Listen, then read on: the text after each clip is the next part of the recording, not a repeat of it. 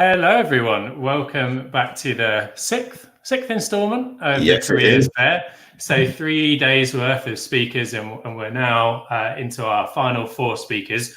And we've really saved a really creative and interesting bunch of people for you to hear from this afternoon. So really looking forward to getting started. Hey, Shannon. Hey, Matthew. Hopefully we've got a few more people who haven't been with us for other sessions throughout the week. So please do comment if you've got the ability to, and sort of share your questions, your thoughts, and just say hi. The comments have been really, really useful to put to the speakers throughout the sessions. So please keep your comments coming, and we'll try and put as many of your questions to the speakers as possible so you can find out about their interesting and varied lives and careers. Okay, so we'll just do a quick introduction for those of you that are new. So you can find out about myself and Lawrence very briefly, but we'll get to the more interesting people shortly. So Lawrence, over to you. I love the fact you say the more interesting people shortly, then you put me up first. Thank you, Ben.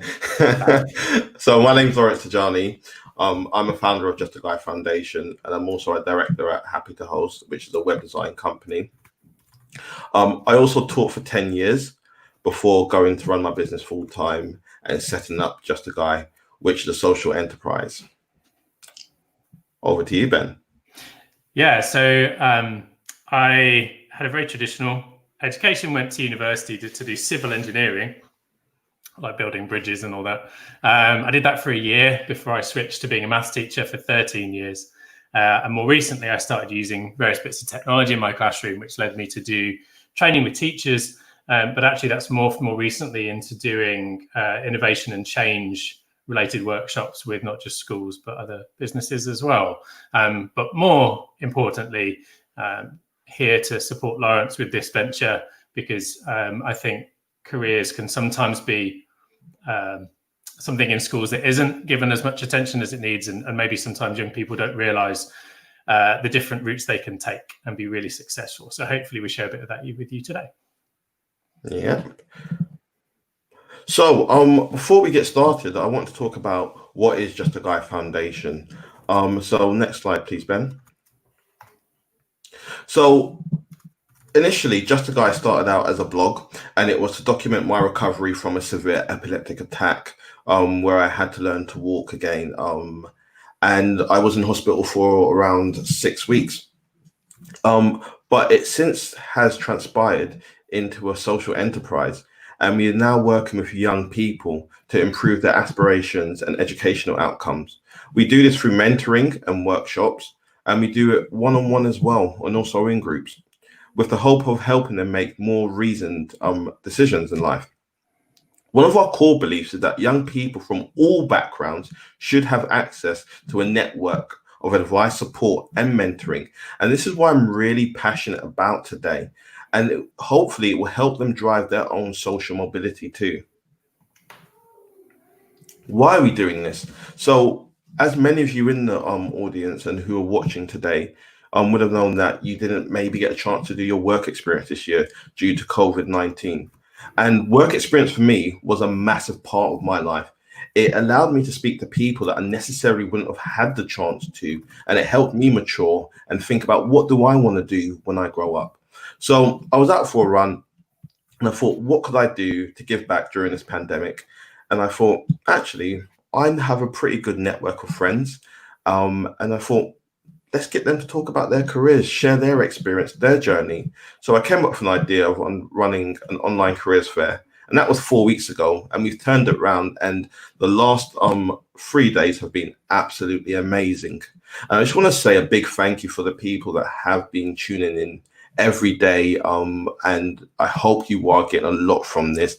And I'm sad to say this is the final session, but do follow us on Instagram on justaguy_LT, and the same is for Twitter as well. Please do comment, post about on social media, because we want to make this bigger and better next year. We want to get speakers who didn't know this was going on asking to join us next year. So we can only do that if you are tweeting about it and making noise about it. If you found it useful, and please Don't forget to subscribe, comment, and like. I never thought I'd be saying this. I know I've repeated it so many times this week by saying, don't forget to subscribe, comment, and like.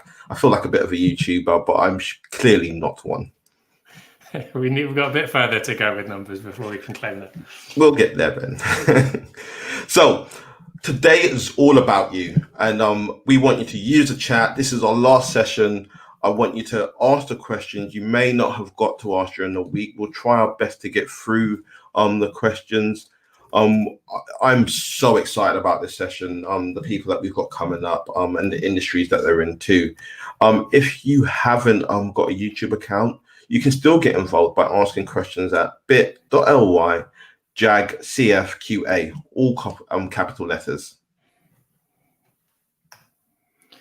Right, so to the lineup. I'm really excited to get started with the speakers today. So Raphael, Caroline, Negla, and Lucy are going to talk about their roles in different fields, and I think there's a lot for there's a lot for you to get involved in. Sorry, the comments were catching me out there.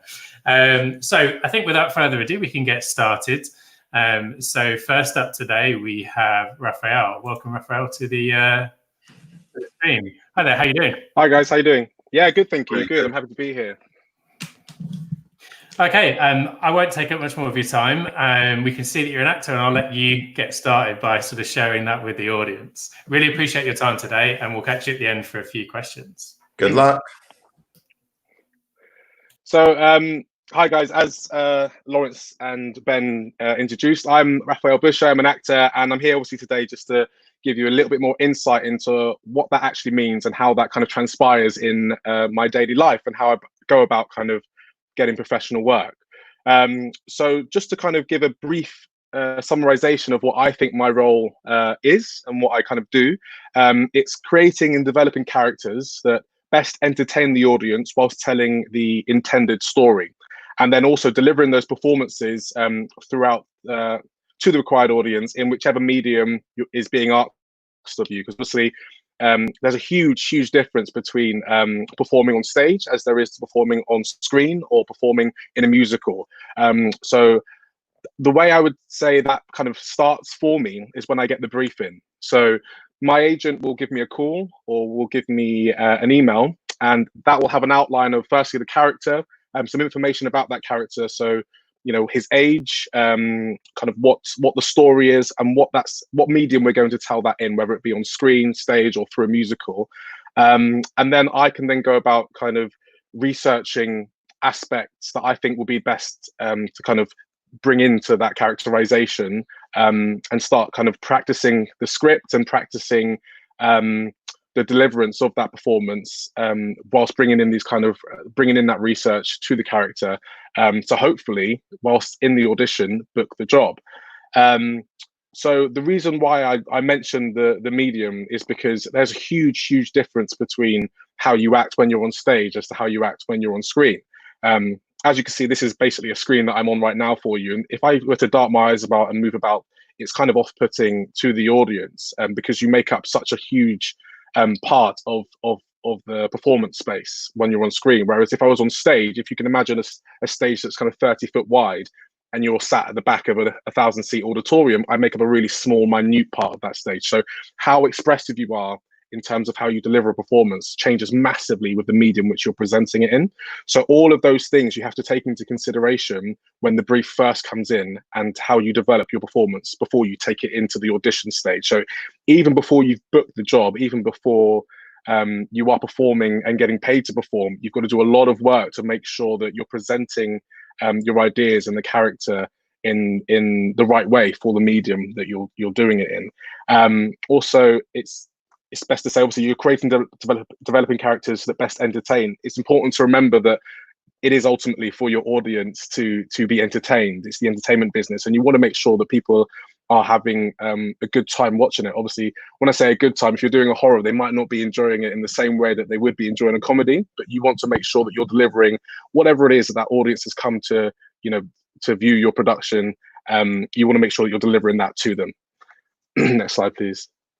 So in terms of studying and training that I've had to become an actor, when I was in school, I went to a school in High Wycombe, which is just maybe 20 miles outside of London, where I grew up. And we didn't have drama as a GCSE or even below that level or as an A level.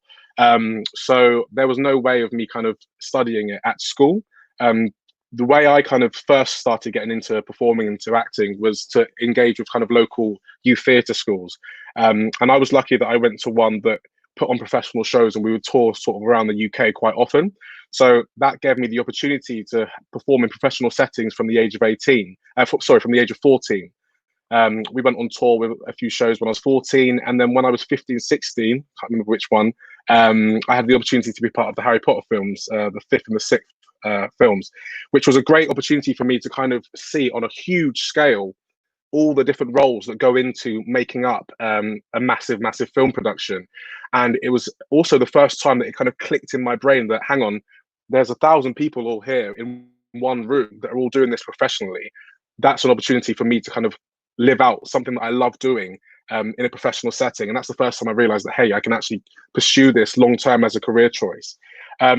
So after having those opportunities when I was younger, I did my A level and did my GCSEs, as I said, not studying drama because it wasn't an option to me. And I had already done my UCAS applications. I already had a backup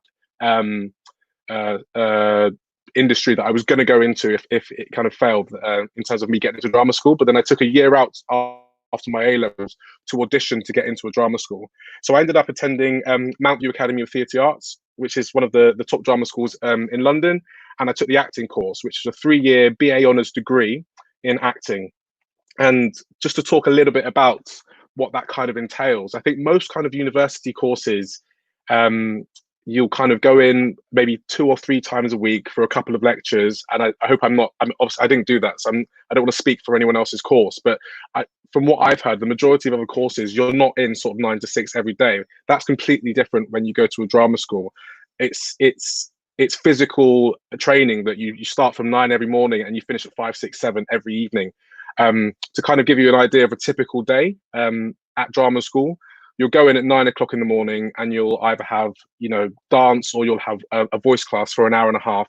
And then for an hour and a half, you'll study Shakespeare or sight reading.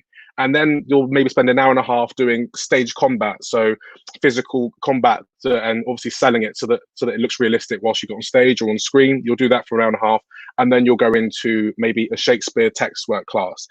That's obviously like one day, and I've picked various different subjects out of thin air to just give you a brief insight. But you are basically from 9 o'clock till 6 p.m. every day studying all the different facets of training that kind of put you in instead to have the knowledge required, so that when you leave drama school after the 3 years, you'll then have all the skill sets required to hopefully go on and book some jobs.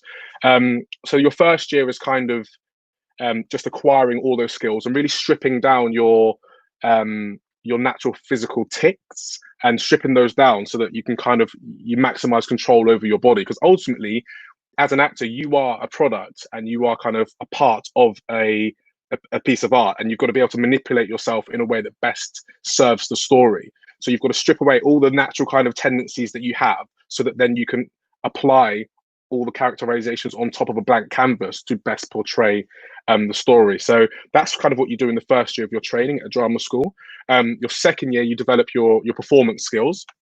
So how best to use the space that you're in. So if you're on stage, like where are the best spaces to stand to maximize audience kind of focus, and to maximize, how best to use your voice to make sure that you are engaging with every single person, because there's a huge difference even within a stage context, from performing in a little auditorium with maybe 100 people to performing at some of like an open air theatre like Regent's Park, for instance, with 1,400 people sat in front of you. You've got to make sure that regardless of whichever seat that someone sat in, they're getting the same story as they would be if they were sat in the front, the front of the auditorium or the back.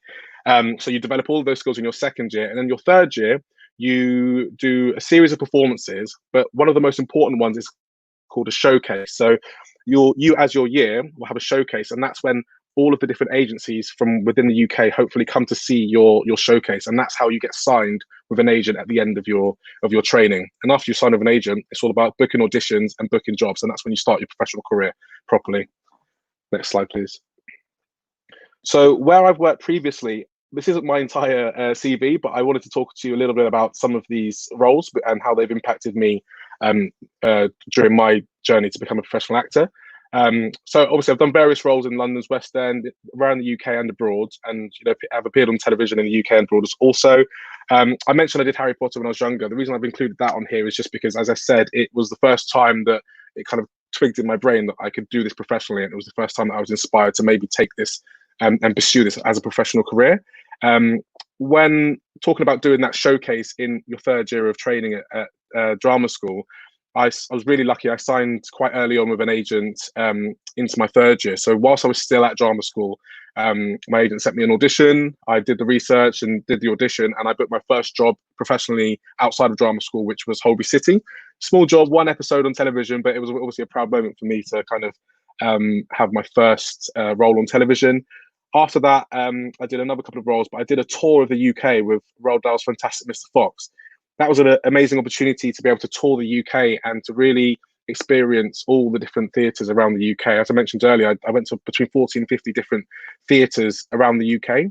And there's everyone thinks about the West End, you think about London, but actually around the UK, there's some incredible hubs that produce amazing work that eventually even transfer into London anyway. So regardless of where you are in the UK, if you want to get into performance, the best thing to do is reach out to your local theatres and see what kind of young initiatives they have for youth theatre, because you can be working with some of the top professionals within the UK and get yourself into productions that sometimes eventually transfer into London anyway and can really put you on the map. I'd say as an actor, there are kind of 3 main theatres that everyone aspires to work with, and one of them is the National Theatre on South Bank in London.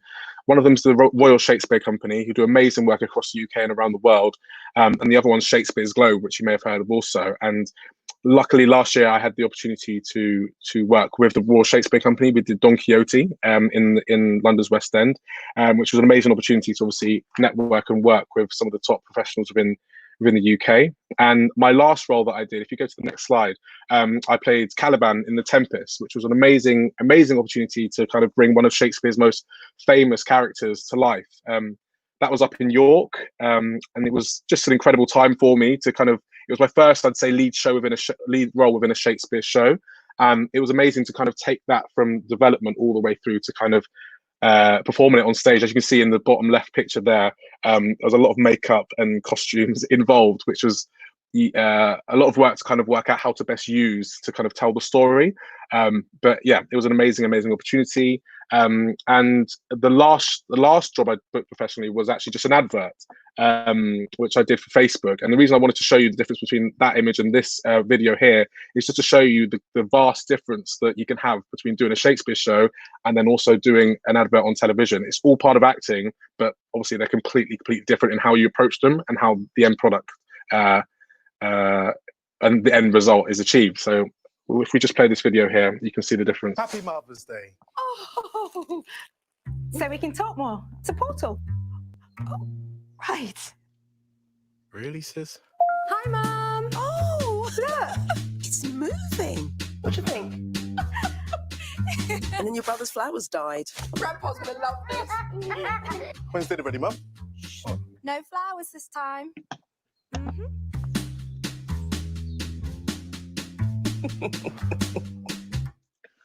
So what I was trying to highlight there between those images on the last slide and then also that video is just that as an actor, when that brief comes in, there can be a vast difference in what you're trying to achieve.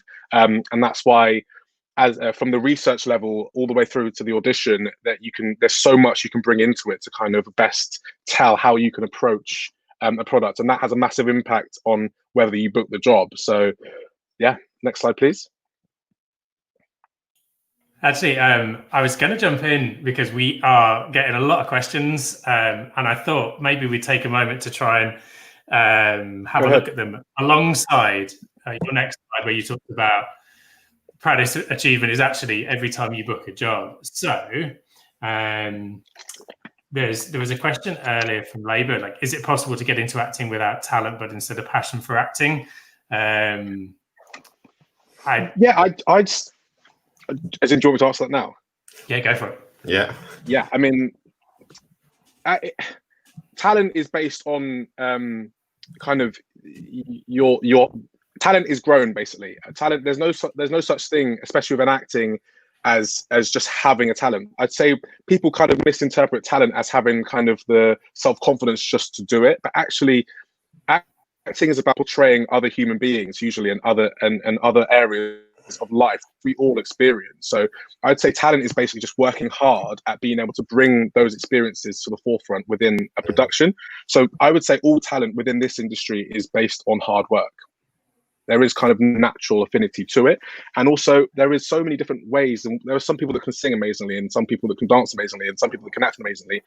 Anyone that wants to get into this, there is an avenue for you. And if you work hard at the things that you're best at, you will develop that as a talent and book jobs because of that. And it's as simple as that. And then, as we've talked about, every time you get a job, there's a question about when you go to an audition, how do you make yourself stand out? Good question. You stand out because you are doing the job that the director wants you to do. So it's not about being flashy. You know, I could walk into an audition and, you know, maybe do a front flip and a back flip, and that would definitely be memorable, but definitely wouldn't necessarily be what the director wants. So I think when the audition comes in, it's about how you interpret what the director wants and what the story is and what your job is, and then how you portray that in the audition. That's how you stand out. It's about being as truthful to the brief as possible. So it's not about being flashy, it's about being correct. And that stems from the research you can do into the director. A lot of directors, you can look up their previous work and see kind of the stylistic features that they've done previously, and that's kind of been a part of all of their works. And then you can kind of then apply that to how you're approaching your character. Those are ways to stand out and make sure that you're in line with kind of the director's vision, because ultimately you are being hired to fulfill their vision. And then after that, once they accept that they want you to be part of your vision, then you can start bringing your ideas to it. But the thing to stand out with most of all in auditions is to make sure they really understand that you understand exactly what they're trying to achieve, because then they can trust that you're going to be the best person to work with to achieve their goals. We've had a lot of comments about being persistent and having hustle, and I think Katie Edgar on the comments is definitely showing this. She's asked this question about 20 times, so I think she really wants to ask it. Is it worth getting an agent or a manager? It's about getting, yes, I would say it definitely is, and it definitely opens up a lot of doors that if you're trying to do it independently, that unfortunately you won't even see, let alone won't even be able to open, just simply because there are so many people in this industry trying to perform, that without having an agent and without having the right agent, you won't get access to certain opportunities. There are casting directors that post jobs out on what's called Spotlight, which is a platform for actors to acquire jobs and acquire auditions. But most of the theatre jobs that I know that I've done haven't even gone out on Spotlight, because they've just been sent to agents that casting directors trust and that know that have the clientele they want. So I would say it's definitely best to maybe study somewhere like a drama school, where you know you're going to have a showcase and potentially get put in front of those agents, because it does make a massive difference to have those agents. But I also know some people who graduated drama school with me, didn't have an agent. They've hustled, they've kept themselves involved, and they've done a load of different fringe shows or whatever else. And now they've been able to invite agents to those shows, and now they've got an agent. So I think it definitely makes a difference to get an agent, but don't be put off if you don't have one to begin with. Definitely start and just keep yourself going, and eventually it will come when it needs to. Awesome. Thank you for letting me jump in. There was a lot of chatter, so I wanted to try and get a couple in. I'll let you get back on with your train of thought, and then we'll grab a few more questions at the end as well. No worries. So I'd say it's hard to pin down a proudest professional moment. I think knowing the competition that you go through to get every job, you always feel completely elated every time you book a job. So I would say, I don't have a specific one, but I would say that there's been a few moments I felt proud of myself, and ultimately you can't dwell in that. You've got to get on with the job and try and get the next one as well. But I would say it is obviously always a proud moment when you get to see your family coming in to watch you, kind of like in the West End or in shows around the UK, and when you can kind of get them backstage and get them on stage. I've got various pictures of my mum kind of on random stages around the UK that kind of make me proud that she's kind of proud of me as well. So yeah, that's kind of all I can say on that. What skills and knowledge are essential for this role in the industry? I would say resilience whilst handling rejection. For every job I've got, there's been countless numbers that I haven't got. Sometimes you've got a little bit of a role and you sort of book everything that comes in front of you within like maybe a month period, but you're always going to have times where you don't. And I've been fortunate that those periods haven't been too long as of yet, but ultimately there is going to be a number of ups and downs, and it's about how you handle the rejection. When someone says they no to you, they're not saying no, they don't like you as a person, they're just saying you're not right for that production. So it's important to separate yourself, because you personally are the product. It's hard for when someone says no to you as a product and says they don't like your product for this production. It's hard to separate that from them saying they don't like you. They're not saying they don't like you at all. It's just that you're not right for that. And actually, most of the times they say then that you're not right for it, you wouldn't enjoy it anyway. So just to hold on to that and just keep going.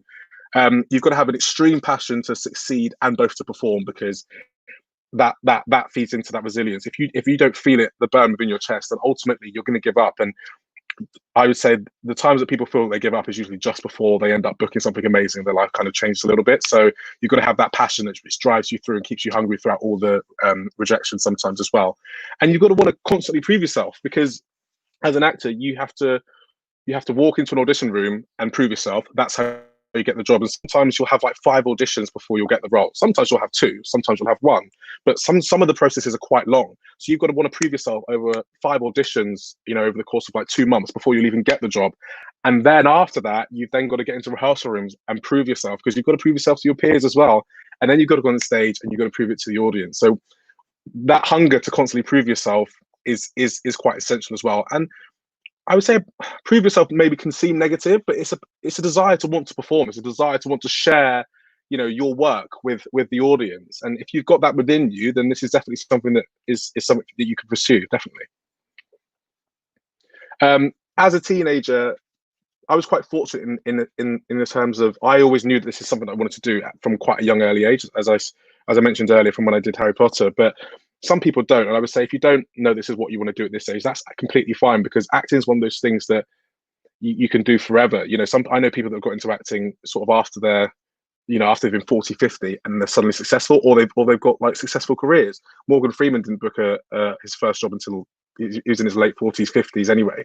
And I'd say it's something that you can do at any point in your life. So if it's something you don't know you really want to do right now, that's absolutely fine. But if it is something you want to do right now, and it is something that you want to pursue, I'd say it's important to know that it's supposed to be difficult, because you are going to struggle. But those moments of struggle only make those moments of success later on a lot sweeter. So that's one thing I wish I knew as a teenager. How you can find out more about getting into this industry. As I touched on earlier, there's no correct way into the industry. But if you are looking to get involved, a great place to start would be start engaging with local theatres around you. Wherever you are in the UK, there will be a local theatre, and a lot of them have, especially if they're houses that produce work, they're going to have like youth theatre systems in place. If you're in London, the National Youth Theatre is an amazing establishment. There's Tallowa that have an amazing youth setup as well, and there's just so many across London that the best thing to do would be to Google some and then to try and get yourself involved.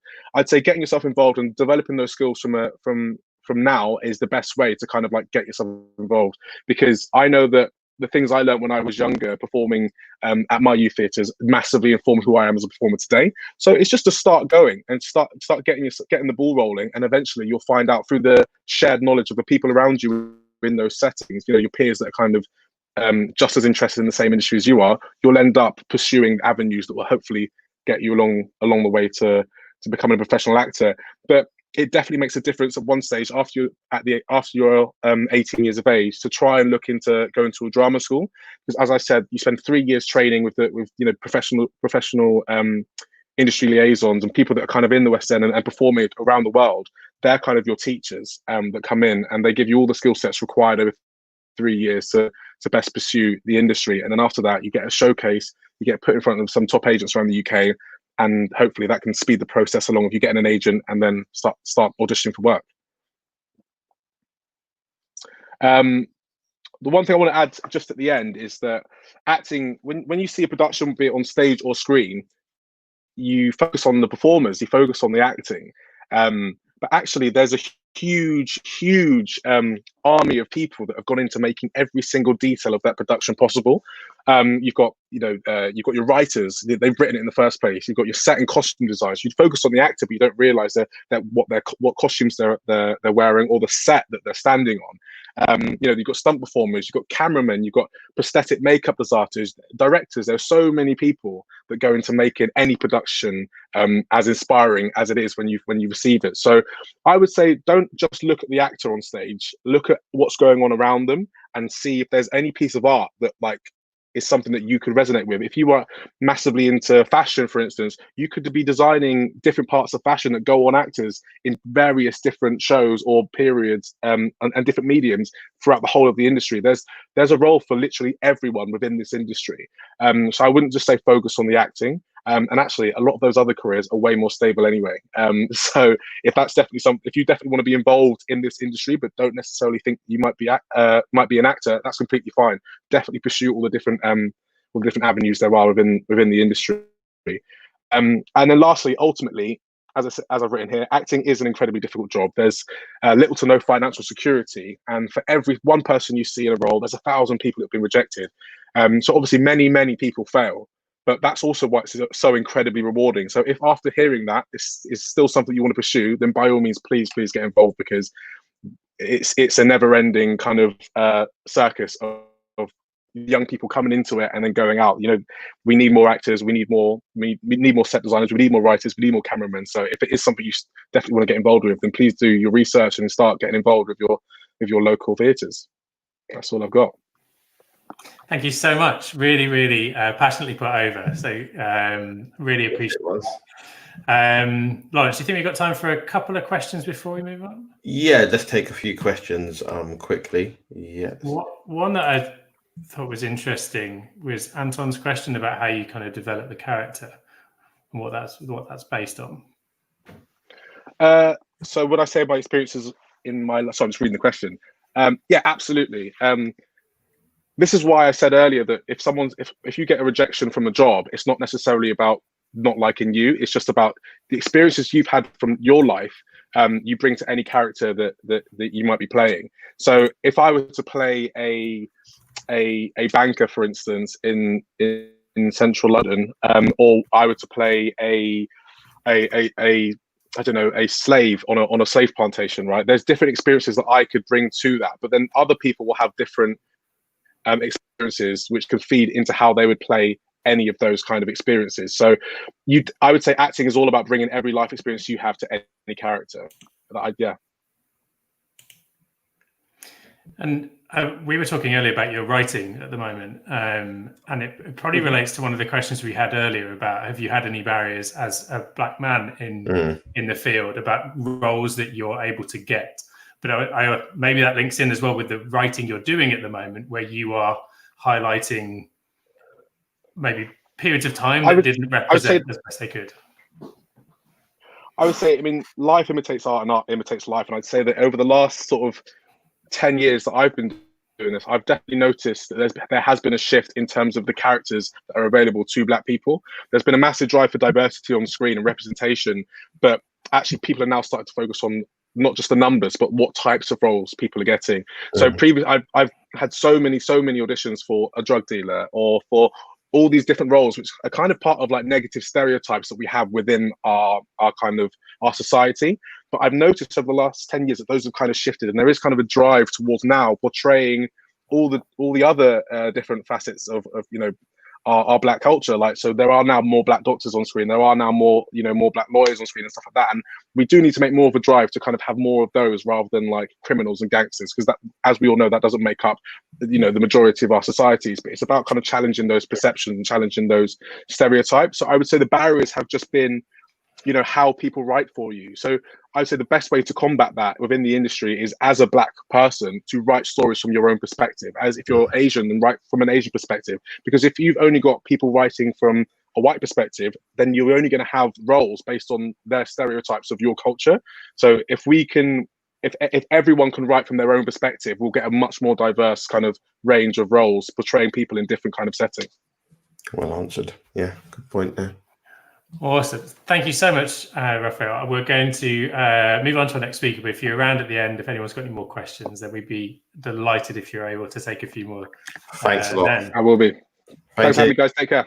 Thanks a lot. Right. Who's up next?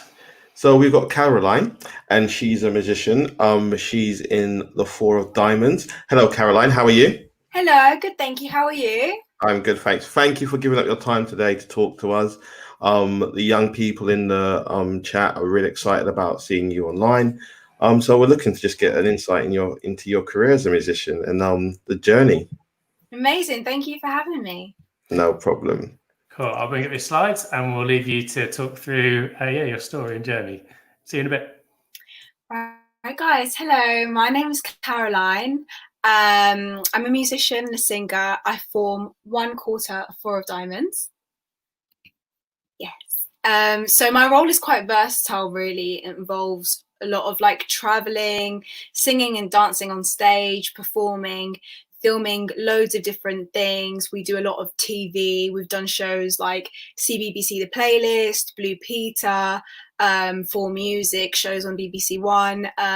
So yeah, it really entails a lot of different things, and also like making social media content. Social media is just amazing for us because it allows us to connect with our supporters and work with different brands.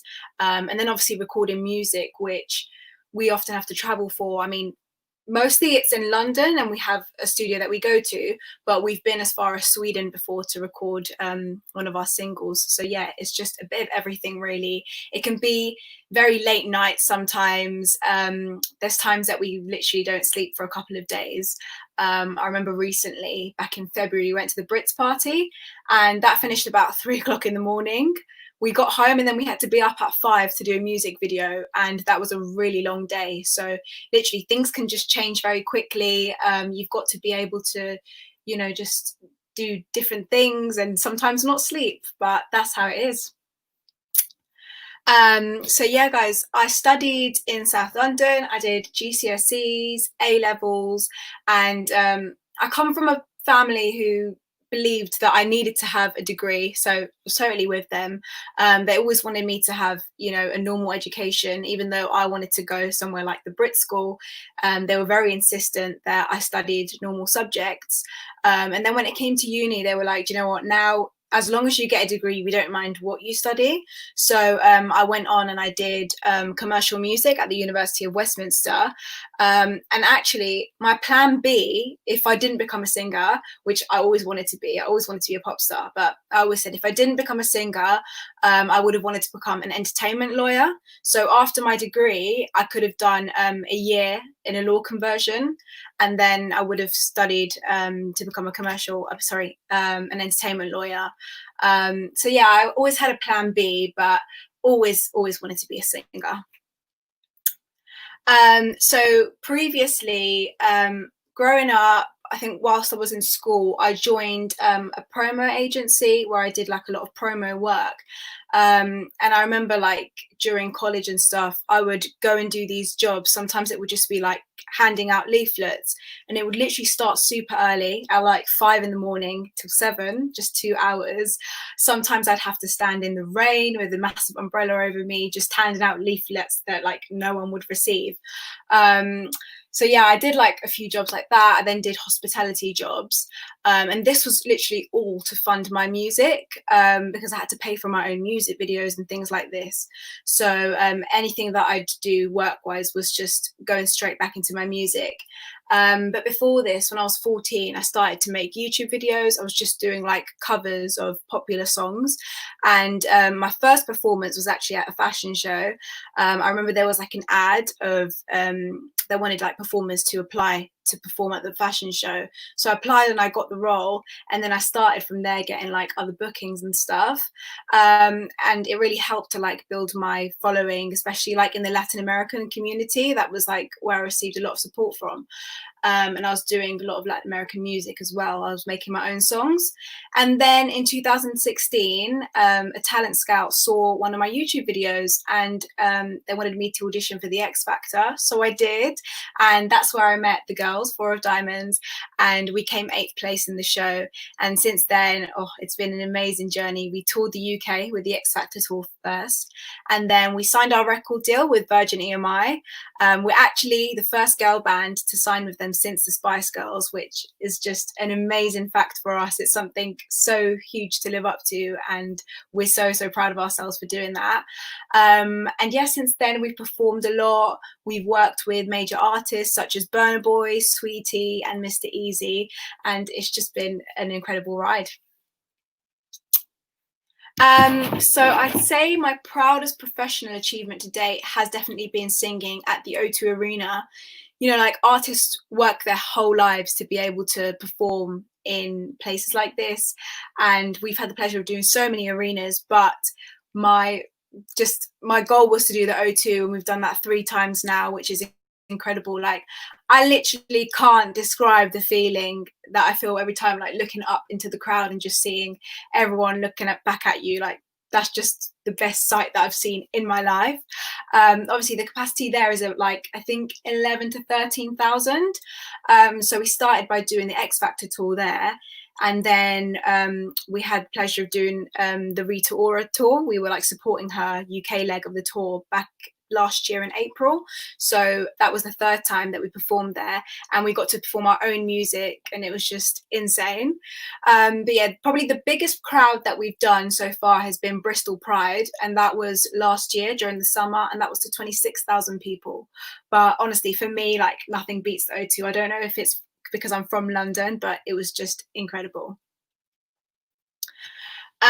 So there's a lot of skills, I think, that you need to be in this industry. Obviously, like singing, they're like a social media presence, because we work a lot with brands and things. So, you know, I think we've learned a lot as we've gone along.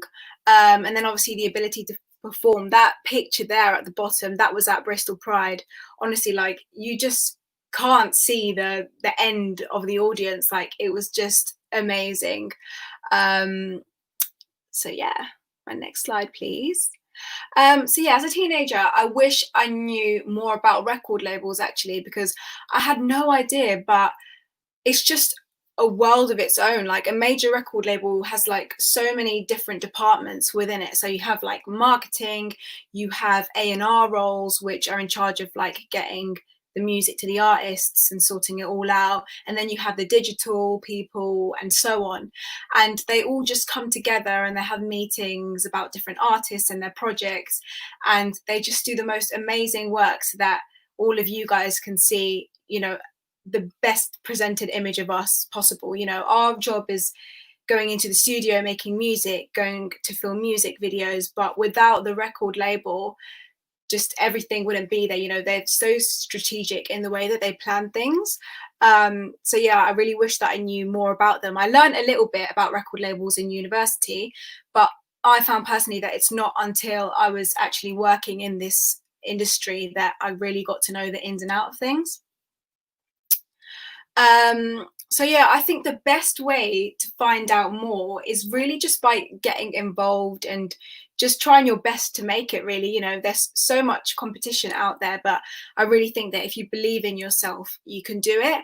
And like, I know that you guys haven't been able to do your work experience this year, but if you are interested in the industry, I think the best way is to try and get some work experience within a record label. There's honestly so many, and if you could do that, like, you'd get such a good insight into the different departments and things like this, and just, you know, experiencing how, you know, how they come up with release plans and exactly who is working on different things. And I think that it's so important to know that. So I'm so glad that I've been able to experience that myself. So yeah, our social media channels are here. If you want to have a look at some of our music videos, that's the top link. And then our Instagram handle is 4 of Diamonds Official. And then my personal one is the last one, Singer Caro. My Instagram handle is Singer Caro. And sometimes I've thought, you know, I actually want to change the handle because, I don't know, I found it a bit like cringe telling people this is my Instagram name. But actually, to me, it has a lot of meaning behind it. I made Instagram when I was, I think, 17 or 16. And at the time, you know, I had such a desire to become a singer, and I was like, you know what, I'm going to manifest this. So I made my handle Singer Caro, and yeah, I'm here today to tell you that anything is possible. Like, I'm so happy that I've been able to achieve the things that I wanted to and live my dream. And just seeing my Instagram page and seeing my handle, like, it really reminds me of everything that I worked so hard for, and that I'm here today and I'm a singer. So I'm really proud of myself, and I actually don't want to change it anytime soon. So guys, I'm really passionate about believing in yourself, manifesting things. And even like, there's been so many things in my life where I can say I've achieved good things because I've actually envisaged higher things. So for example, with my education, I did well in my GCSEs, and then in my A levels, I got ABB. I studied music, maths, media and Spanish, and honestly I'm not the brightest, I wasn't the brightest student, but I really tried hard, and I was actually a bit disappointed on results day for my A levels because I wanted to get like A stars and A's in my A levels too, and I didn't get that. So I made a promise to myself and I said, do you know what, to make up for this, I'm going to do my degree and I'm going to graduate with a first. And I did. And like, my degree was 3 years, so for the first and second years I wasn't doing too well. Like, I wasn't getting firsts in anything. I was still doing well. I was getting like on average 2-1, which is like just below the first mark, but I was like, oh my gosh, how am I going to manage to get a first overall? And it was in my third year where I really like ramped it up and finished with a first. So I thought, oh my gosh, I've accomplished this, like I've envisaged this dream. And I actually completed my third year of university whilst recording the album. And it was very hard at the time because, you know, the girls, they weren't in education anymore. Everyone had kind of left off, and I was continuing my education. So there were times where like I'd have to go to my room and study because I lived with the girls for 2 years, and they were just chilling, and it was actually hard, but I managed to do it. So yeah, I was just really happy to be able to like complete my degree. Another thing I wanted to talk about here is that just work hard, because you never know who is watching. Like, I never in a million years thought that I'd be going on the X Factor, but look, like I was simply like recording a cover and someone saw that cover on my YouTube, and that's what literally led to everything. I never ever imagined myself being in a girl band. Like, in school, I didn't even like singing in the choir. Like, I think I went to choir once or twice throughout like all of my secondary school years. I didn't even like playing in the orchestra. I play 3 instruments, the guitar, violin and piano. I'm classically trained, but I really didn't even enjoy playing in the orchestra. But it's just funny how things work out, because even though I didn't imagine myself being in a band, like, it's literally the best thing that has ever happened to me. And I enjoy it so much, and I literally couldn't see myself without the girls. It's a very competitive industry, so I feel like a lot of the time people think like, oh, there's a lot of other good singers out there, like how am I going to make it? But I just want to let you all know, and this applies in any industry, you are unique and you have something that no one else has. So even if you think like, oh, the market is oversaturated, it's not. Like, you can do it. As long as you have that belief in yourself, you can get there. But yeah, guys, you are unbreakable. So just continue believing in yourself. Thank you so much, and a wonderful message to sort of leave the talk on.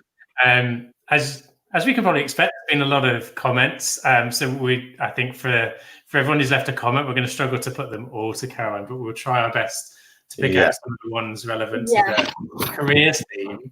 I was going to start with this one, and Lawrence, you might have a few you want to add as well.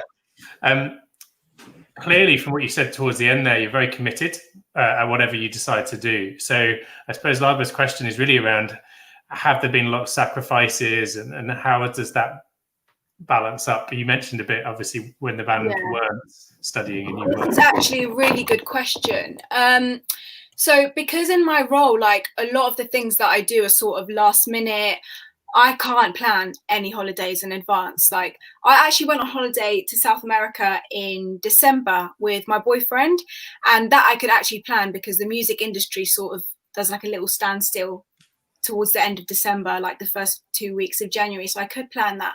But before that, I hadn't been away like anywhere like where I planned to in advance for about 3 years. So it was really hard. Like, I do want to go away, and I see my friends traveling, and they're always like, oh, do you want to come? Like, we're planning this trip. And I'm like, guys, like, I can't plan in advance. I always take trips to like Spain or Italy or France because they're close by, and I can literally plan those within like 2 days. So in terms of that, it's really hard. Also, when I'm away for like a long time during touring, I do miss my family and friends a lot, but it's just part of the job, isn't it? Like, there'll be more days where I'm not doing anything, and then some weeks are just really hectic. So I think there's a really good balance at the moment. Brilliant. We've had quite a few questions about COVID, but I want to save that until the end when we bring everyone back on stage, because it obviously has affected people. So we will bring that up. From Matthew, how did you overcome barriers in your career? And can you give us an insight into one, maybe? How did I overcome barriers? So there's been a few. I mean, first, I'd say it was back in the day when I was like just trying to make it as a solo artist. There was this barrier of like financial worry, because obviously I was studying and I didn't want to expect my parents to like fund my music videos and my studio sessions. So this was something that I had to do myself. I had to make the sacrifice to wake up early, to go to work earlier, to sacrifice my free times on the weekends and do my hospitality roles. I used to work in events as a waitress, and those are things that I had to sacrifice. So yeah. Brilliant. Also, I think a few responses to that around sort of appreciating the effort and time it takes to go into what we obviously see on our side seems maybe more glamorous than it can be day to day, but obviously it pays off when you're standing on the O2 stage. Definitely, it pays off. There's moments that you don't see, and I know that every artist, every musician goes through them, but yeah, the way that things pay off in the end, like, it will make you look back at things and think, wow. Like, for example, even for my music videos, there'll be times where we're filming and I'll just look around and think, oh my gosh, I can't believe all these people are here for us. There's like 30 camera crew here, there's makeup artists, stylists, and I'm like, wow, I used to go to my local common to film my music video. I used to get so stressed about what I was going to wear and like my accessories and things like that. So it's just things that I've dreamt about, and to be able to live my dream now and see that hard work paid off is so rewarding. I really like the fact that you said you can do anything you want to be, do anything you want, should I say, but adding to it as long as you work hard. And I think that's really key for our audience to understand that you can do anything, but you do have to be willing to put the sweat, guts and tears into it as well. Exactly. Yes, you do have to. Thank you. We've got loads of questions. We're going to try and get to some of them when we've got the Q&A at the end. Yeah. But thank you for that very insightful talk, and we will see you in a bit. Thank you, Caroline. Thank you so much, guys. I'll see you in a bit. Cheers. Thanks a lot. Okay. So without further ado, we have Negla up next, I believe. Yes, we do. So welcome to the stream. Hi guys, thank you for having me. Thank you for coming on. I'm really interested to hear about your talk, and it kind of like rolls on after Caroline with marketing in the music industry as well. Yeah. So we were a bit, precise here. We came up with a theme for this. Almost like you curated it. Absolutely. Don't want to blow my own trumpet, but I'm going to disappear because I'm not going to make it about me. Negla is the head of digital marketing at Ministry of Sound, and she will be talking to you about all things digital marketing. I'm going to be listening, taking notes in the background as well. Looking forward to it. Thank you. Hi, so yeah, I'm Negla. I head up the digital marketing team at Ministry of Sound. I've worked in the music industry coming up to about almost 10 years now. And yeah, I can kind of run you through everything digital. So what does my role involve? So as a digital marketing manager, I look after everything on the digital side of campaigns across artists' single releases, album releases. And for Ministry of Sound, we also have a playlisting team. So you can hear all of our Ministry of Sound playlists across Spotify, Apple Music, Deezer, Amazon, and kind of all other streaming partners. So I also look after the digital marketing campaigns for the playlist as well. Digital marketing comprises of social media, is a big part of it. So I help artists with their social media branding, social media awareness, in some cases teaching them how to use some social media, especially newer platforms, and coming up with an overriding strategy to help them grow their fan base and increase their followers, post the right content, make sure it looks good, it's decent quality, it's kind of on brand for who they are, and help them work out who their social media tone of voice is and how they kind of want to come across to their fans. It also is digital advertising. So that is running ads that you may see on Instagram, Facebook, YouTube. So, you know, those annoying pre-rolls that you get before your videos. If you get a music video, a lot of the time it's being set up by people like me in the digital marketing team. And also just kind of doing banner advertising and display advertising across websites. So the kind of ads you might see down the sides or the mastheads along the top of the websites, that all kind of falls under digital advertising. We also work along content creation. So whether that's making videos and graphics and artwork for artists' social pages, or creating pre-roll adverts to run, as well as personality content. So some artists, we work with them to create YouTube series. We work with them to kind of create content for their TikTok channels. So it's quite varied. It can be anything that goes on socials organically being posted by the artist, or it can also be advertising assets that we're creating. We also work on CRM and website management. So CRM is helping artists build their mailing lists. So if you sign up to find out when an artist is next going on tour, when they're releasing music, just any kind of news updates, fan clubs, that kind of thing, we would set up that with the artist and manage the database for them, as well as website management. So part of my job is briefing, designing and building websites with our web development team and managing that to make sure that the news section's updated regularly, the new releases are added to the website, videos are added to the website, and just that any time a fan goes to look for any information on the artist, they can easily find it on the website rather than having to go elsewhere for it. So studying and training I've had for my role, I haven't actually done any studying specific to my job, but I did get my GCSEs, I went to college and I did a BTEC in graphic design. And then I went to university to study a BA honours degree in media production. So not directly related to my job, but I've always kind of had an interest in the more creative fields. At the time, I didn't know what I wanted to do as a job after uni. So I just focused on courses that I enjoyed. And I think I always kind of knew I'd work in the entertainment sphere somewhere, whether it was in TV, in film, in publishing, in music. And doing a media production degree felt like it was something I'd enjoy doing, but also could have transferable skills regardless of what job I went into in that field.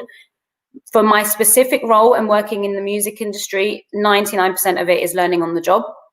So from 16 onwards, I was always going to music events, I was going to seminars, I was going to, there was an event called the Ultimate Music Festival that used to happen 2 days a year, every year.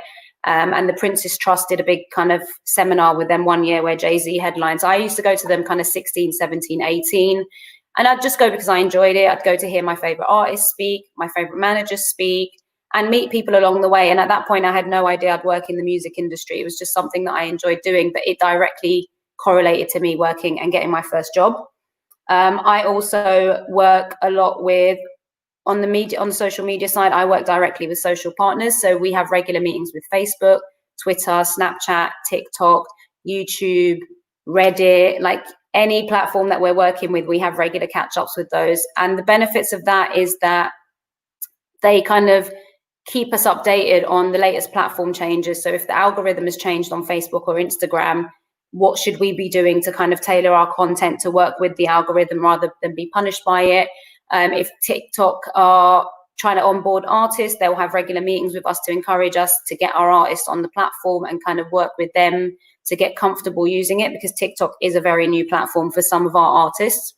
And we have regular catch-ups with YouTube, how to best optimize your content, best time of day to post, how to kind of build your audience. And I've worked with them throughout my career in digital marketing. They're very hands-on. And yeah, I think that because a big part of our job is optimizing music videos and making sure that they're easy to find, they're being surfaced in search very quickly. That all comes from our kind of close relationships with YouTube. I also do attend a lot of digital workshops and seminars. So as I mentioned, from kind of 16, 17, 18, I would go to a lot of seminars and events that I enjoyed that were music focused. And throughout my career, I continued to do that.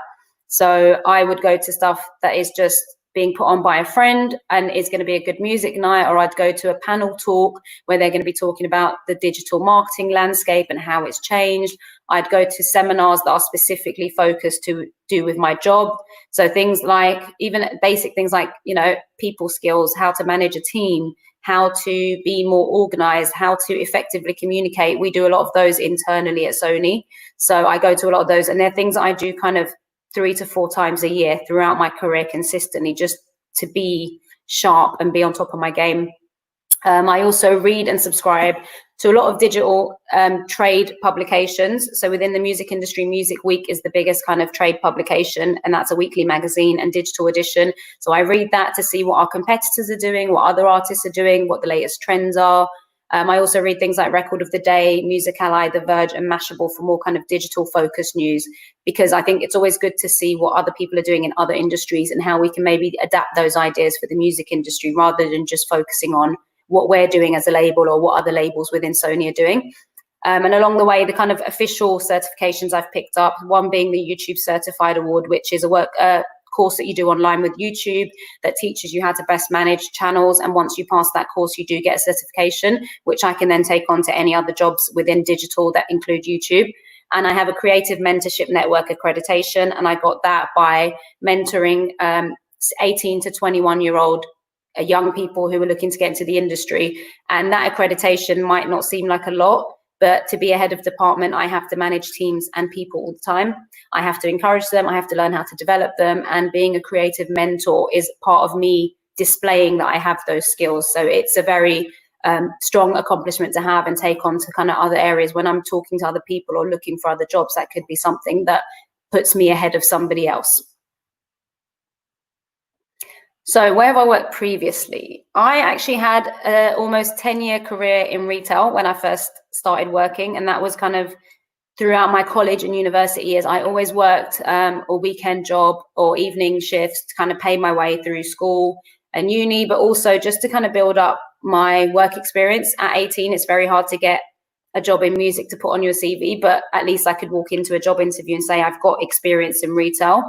And that was a big part of shaping me for the working world, because I was interacting with people outside of my normal peer group. And I think at 18, you're used to speaking to your family, your friends, your teachers, and kind of people around you, but you're not used to speaking maybe to primarily a room full of adults when you're the youngest person in the room, or speaking to customers and having to kind of meet their needs and problem solve in different ways. So I think that really shaped me for the working world, because it gave me all of those skills in a more casual environment that I could then take on. They're all transferable skills, communication skills, how to be professional, how to present yourself, how to talk to people. They're all skills that you can take on to other jobs.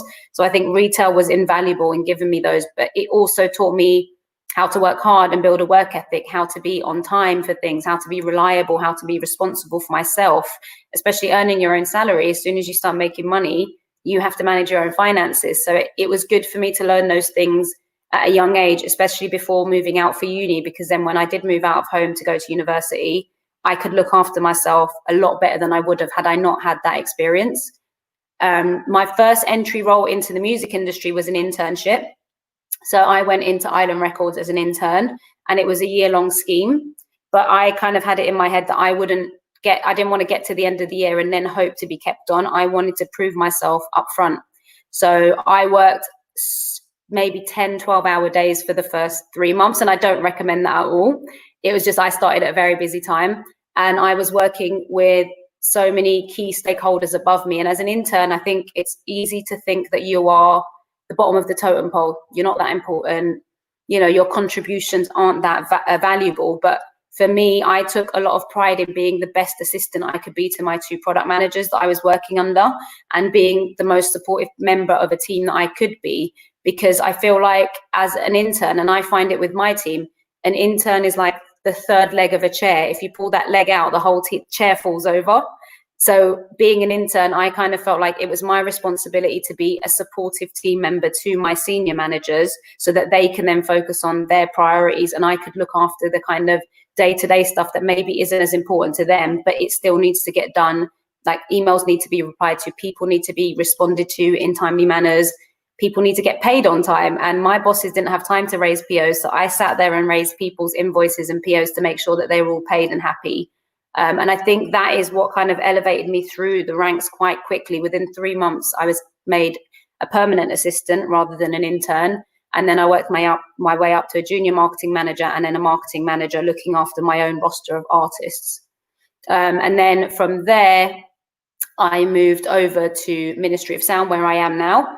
And at that point, I decided that I liked marketing, but I didn't find it creative enough or kind of challenging. I like to learn a lot, and marketing is kind of a very standardized job in some fields. So I moved over to the Ministry of Sound to do social media. At the time, the digital landscape was just kind of building in the music scene, and it wasn't a big part of plans. Social was kind of secondary to the marketing plans. So I thought this is going to be an area that it's going to be a bigger focus in the future. So let me get in now as a social media manager, learn it from the ground up. And by the time the rest of the industry catches up, I'd be hopefully 1 or 2 steps ahead of them.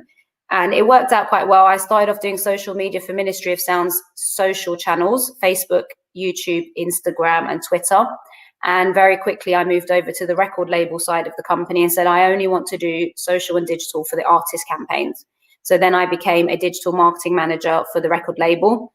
And I've been there for almost 5 years now, worked my way up from social media manager to a head of department, managing a team of 3 and working across multiple sides of the business. What's my proudest achievement to date? So I think the first one is I got my internship at Ireland the same week that Amy Winehouse passed away. And the first project I had to work on was the Amy Winehouse Lioness album campaign, which was the album that the family put out after her passing to raise money for the Amy Winehouse Foundation. So I started in September and we released the album in December. As somebody who'd never worked in the music industry, never been through an album release process, didn't even know how to release a single, I kind of was thrown in at the deep end with that. But in the same space, I got to be very involved, got to work very closely with the Amy Winehouse family and the Amy Winehouse Foundation. I was massively involved in the curation of the album. Like, we would take DVDs home and CDs home of all of her kind of previous performances and listen to them and decide which performances should go on the album and which ones didn't. So as an intern, I was doing a lot more than I would normally be given the opportunity to do. And then I was involved in kind of, fine checking all of the spelling mistakes within the album credits and putting the copy together for that, choosing the images that would go in the album booklets and working with the legal team to clear those images with the photographer. I worked with the production team to make sure that the music got sent off on time, the artwork was delivered on time so that we can get the physical products made and shipped before the release date. And I worked on an outdoor and digital and TV advertising campaign, which was in the hundreds of thousands of pounds. I'd never even run a £1,000 Facebook campaign at that point. But in doing all of this, I got to work very closely with my line manager. I got to work very closely with the president of the company, with Amy's family and the foundation. And I think those are the things that allowed me to then show everybody my breadth of skills, determination, and work ethic that allowed me to be made a permanent assistant so quickly. So I think that's my proudest professional achievement. I think my proudest personal achievement was being featured in Music Week as a up-and-coming influential woman in music. And the reason that's a personal achievement for me is because my mum doesn't really understand what I do. She doesn't understand what marketing means. She doesn't understand what digital is. She kind of thinks I work in HMV selling CDs. So to be able to take that magazine home and say, look, this is a culmination of all of my hard work for the last few years, it really helped her kind of understand that even though she didn't know what my job entails, she understood that I was on a good path and I was kind of working towards building a successful career for myself. What skills or knowledge are essential for this role or industry? So first off, obviously, if you want to work in digital marketing, a love of digital and social media is a must because it's a very fast-paced industry. So if you don't have a passion for it, it's going to be hard for you to kind of really invest in it with all of your heart and learn. Like the reason I put inquisitiveness and thirst for knowledge on there is because it changes so quickly. You are constantly learning.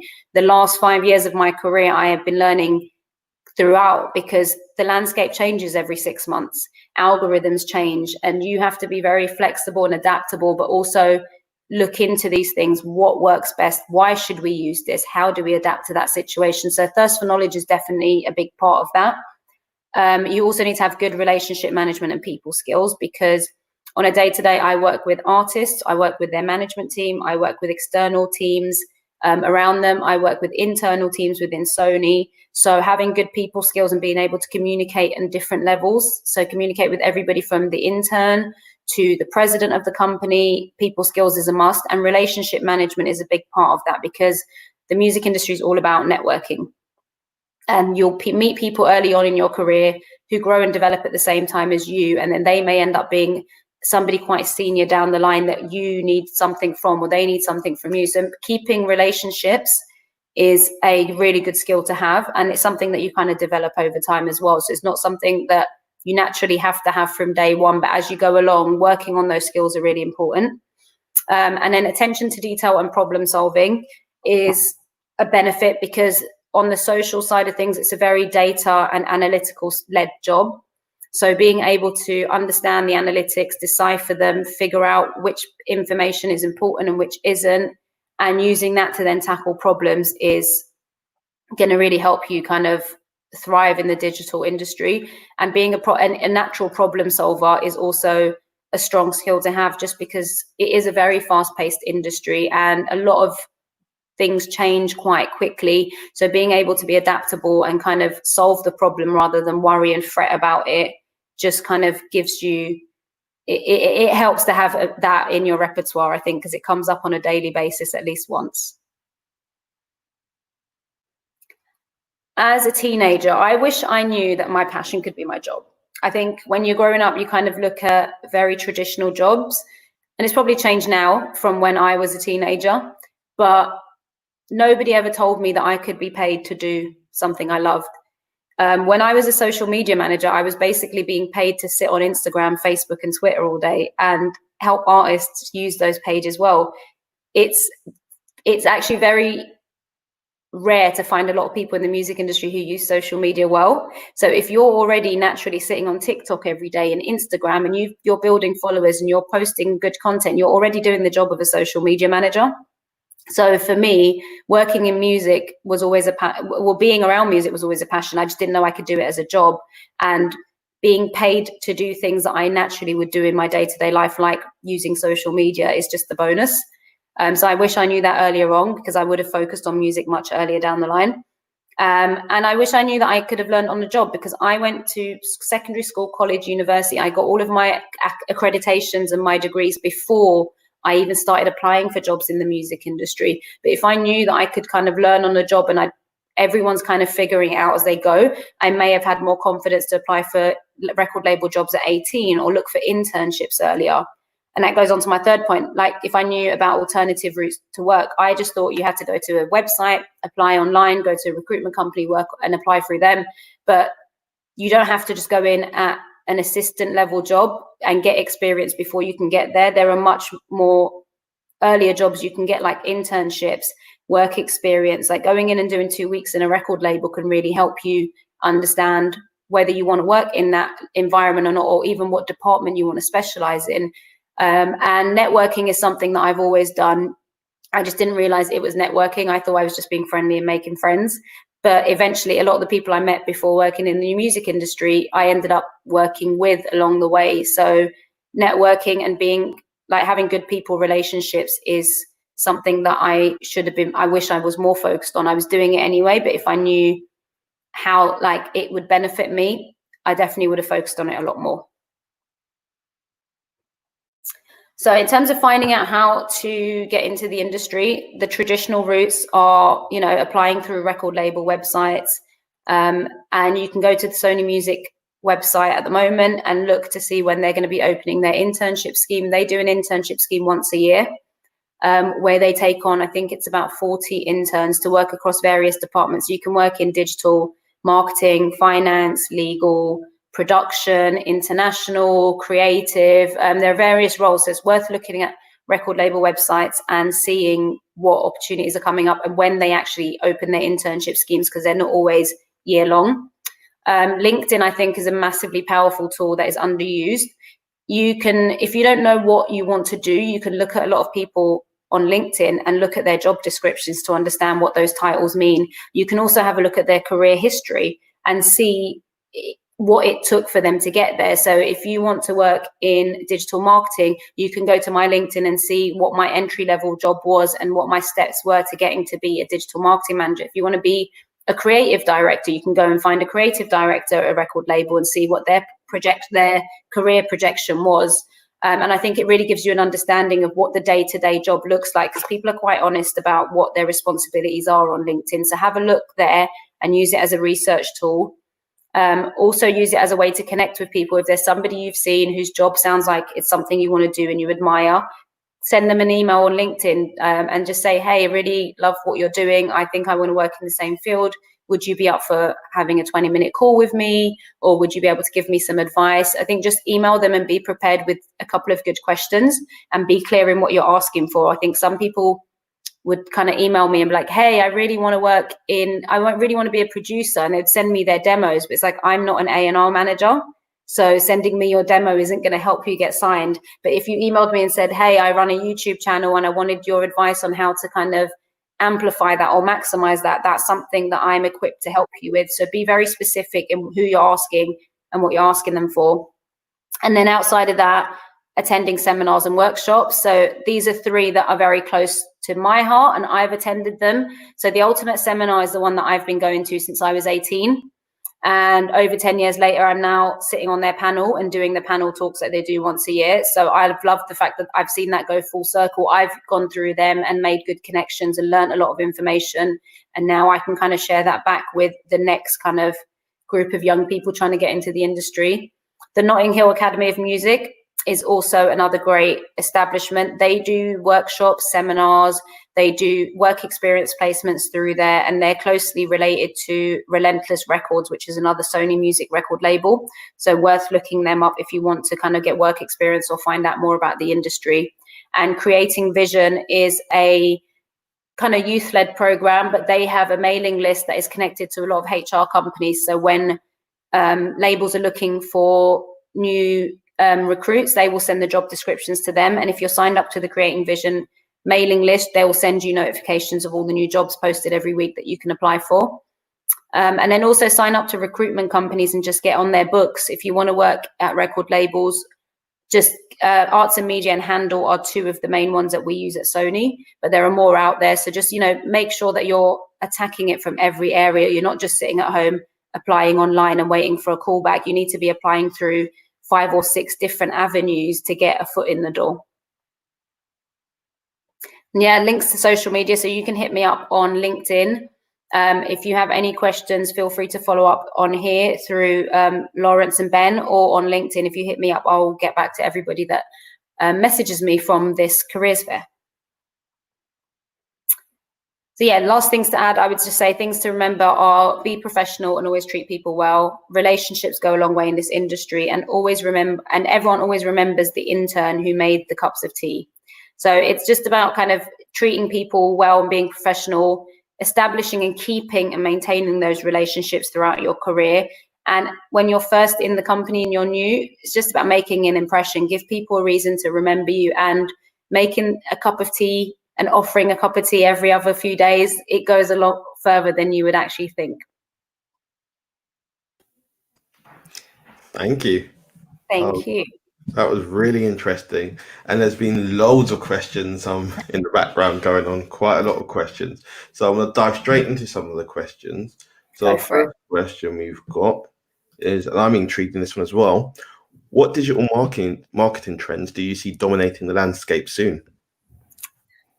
Well, I can give you the answer of what's dominating the landscape right now, which is TikTok. Everybody's absolutely obsessed with it. It's like the buzzword of the music industry. Every release we have is like, can we do something on TikTok with this? Is this blowing up on TikTok yet? And it's like, that's the kind of current trend at the moment. And I think it's quite funny for a lot of people, especially I'm sure the young people in the chat, because TikTok isn't a new thing. And we've been working with TikTok for about 4 years now. Before it was TikTok, it was an app called Musical.ly. So we were working with them from then. So once it became TikTok and it started being a trend, we were already working with them in the background. So we were a little bit ahead of the curve. But I think because of COVID, obviously live streams are a big part of the kind of social landscape at the start of COVID, and everyone was doing live streams, whether it be quarantine radio or bedroom performances, acoustic performances. But I think it's looking like the live landscape isn't going to get back to normal anytime soon next year. So I think we're going to be seeing a lot more live concerts, live festivals, and more intimate experiences where, as much as the artist isn't close to the fans at the moment, they've been given much more opportunities to reach fans globally online, rather than having to wait until a tour is routed through that city. So I think that's going to be a big trend next year. And I think AR and VR is finally getting to a point where it's actually adoptable for the music industry. So a lot of companies were launching VR headsets, like Facebook has Oculus. There's a company called Melody VR, which launched a few years ago, which is actually kind of leading the space in the music scene. And they kind of built the technology to do VR concerts and had it ready a few years ago. But now it feels like we're at the right point where users have the technology at home and the technology on a production side exists. So I don't know if anyone saw, but they did the Wireless Festival live stream this weekend, because Wireless would have been the weekend just gone. So in COVID times, they've just made it a VR experience instead, and they live streamed the VR they've live streamed the Wireless performance the year before on their Melody VR app as well. So I think VR and AR is definitely finally got to a tipping point where we can use it more in our campaigns. Thank you. Just looking for, there's one that I just had. Ben, do you have a question throw up there? I was trying to find this one. Do you need me to cover you while you search for that one? Yeah, really good one. Thank you, Ben. Sorry, can I just say, can I shout out Shannon? Because I've been on here for the last 3 days watching all the other talks, and Shannon is active in the comments, and I love it. I love the questions from her. Thank you. She has been. She's been amazing. Yeah, there's a load of our regular questioners who are asking on behalf of everyone. Have you got your question yet? I've got one where it was, do you have to take a detox from social media as it being your job as well? I personally don't, because I was never like fully hours and hours and hours online anyway. I think I always use it quite measured anyway. And you have to remember, I grew up in the era when Facebook was the main thing. So moving over to Instagram and Snapchat and TikTok, I was always a little bit of a late adopter on a personal life. But also because I use it for work so much, it also takes the shine off of it. Mm. So I look at it in a much more technical way than maybe in a social way. And my socials are my Instagram, for example, is private. My socials are very much me, friends and family. I don't have a public account where I'm entertaining the world. I'm just kind of, telling my cousin on the other side of the world what I'm getting up to. So I personally don't need to take detoxes from it, but it does definitely feel more secondary using it on a social level personally, because I use it day to day for work. But I do think it is healthy for people to do social detoxes. And it's something that I do talk to a lot of my artists about in terms of managing their mental health, and they feel pressured a lot to kind of keep up with what other artists are doing and to post loads. Oh, if I don't post for a couple of days, I'm going to lose my audience, and I need to post what they love. And they really get involved in like the analytics of it, like, oh, this post didn't get as many likes as that post. So I do have a lot of conversations with artists on healthy use of social media, and if it does feel like it's getting a lot, I have recommended detoxes in the past, and just say, like, be honest with your fans. Hey, I'm taking a week off. I'll be back in a week, and just take that time to do something else. Brilliant. And one more question. Can you discuss your worst digital marketing failure, and how did you resolve it? And what did you learn? Oh, there's a few. There's so many times. Sorry, go on. There's been a bit of a theme actually over the last few days. I think a lot of the young people are interested to hear that. Maybe interested to hear that it's not all easy. It doesn't always go as you want. So yeah, I think a few of those examples would probably reassure them. Yeah, exactly. I can give you loads. Literally, we probably have about a failure a week. There's small failures that are just like tiny, whether it's just missing a detail on an email or not replying to somebody quick enough and missing a deadline. There are bigger failures where it's like, I remember when I was first a marketing manager, I had an album campaign, and the managers just were very, very finicky over the artwork. And there was a lot of back and forth on tiny, weeny changes that I didn't think were important, but to them it was important. So I had to kind of cater to their needs and give them that space to be involved. But in the back and forth, we lost sight of the production deadlines. And by the time the final artwork got sent over, they were like, we're not going to be able to get the stock created and shipped to HMV on time. And we had to push our whole release schedule back a week because of that mistake. And that week was the difference between the album finishing at number 12, which it did, or if it came out the week before, it would have been a top 10 album. And that is to me, that was horrible. It was like the biggest mistake I'd made at the time. And in hindsight, it's like, it's fine. The album still did well, but I was just like, oh my God, my boss is going to hate me. Oh my God, I'm going to get fired. The band's going to hate me. And then you realize like these things happen. It was just the first time that it happened to me. Releases move back all the time because deadlines are missed. And, you know, with all the best intention in the world, we could have still come out the week before and not hit the top 10 for a million other reasons. But I made it all about me, and I was like, I messed up and I was the reason. It's like, you have to look at things with context, and, you know, if that went right, something else could have still gone wrong. And also it just taught me that instead of giving myself and my teams realistic deadlines of like the final cutoff point, I started building buffers into all of my campaigns. So I'm going to start telling managers the deadline is 2 weeks before it actually is. I'm going to, like, even when we're working internally, we need to deliver this by Friday. So let's work to get it done by Wednesday. So we give ourselves a margin of error. And that was kind of a big thing that I've learned from that I've taken through my whole career. And in hindsight, looking back, I'm like, that wasn't a big deal at all. At the time, I just thought I was going to get fired over it. But like, we make not mistakes, but we have setbacks all the time. I build loads of digital campaigns, and, you know, we share them out, and we've invested loads of time and money and energy and effort, and 4 people use it. Oh, we made this amazing Instagram lens, and the artist pushes it out and 6 people post it. And you're like, oh, that's not the reaction I wanted. So there's lots of things that happen, small, like setbacks day to day, big failures, small failures, but every single one of them has taught me something. And I've also just learned that failure isn't a barometer of success. It's just a thing that teaches you resilience, and it teaches you how to be adaptable and how to pivot and bounce back from things. Yeah, and the main thing in that example you gave to us is it's actually changed your working pattern now, and you learned something from it. So if 100%. There is a mistake, a setback, is what can you learn from it?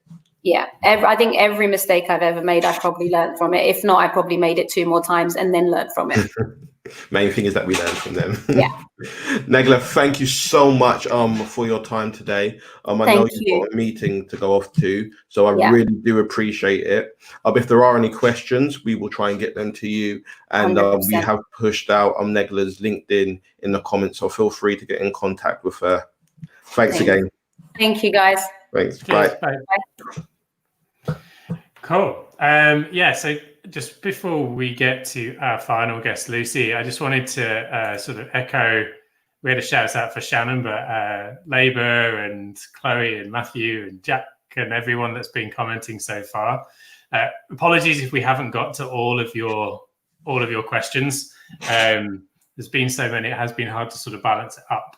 But actually, just before we get to our final speaker, I thought I might ask for a little bit of feedback along the way. So I know I asked you earlier for your favorite talks, but if there's anything like you think, any industries that we haven't covered over the last 3 days, or any speakers that you'd ideally like to hear from in different job areas for next time, then maybe now is a good opportunity to start putting some ideas in the comments about the other bits that you'd like to learn about, or any ways that we can sort of make it an even more useful experience for you.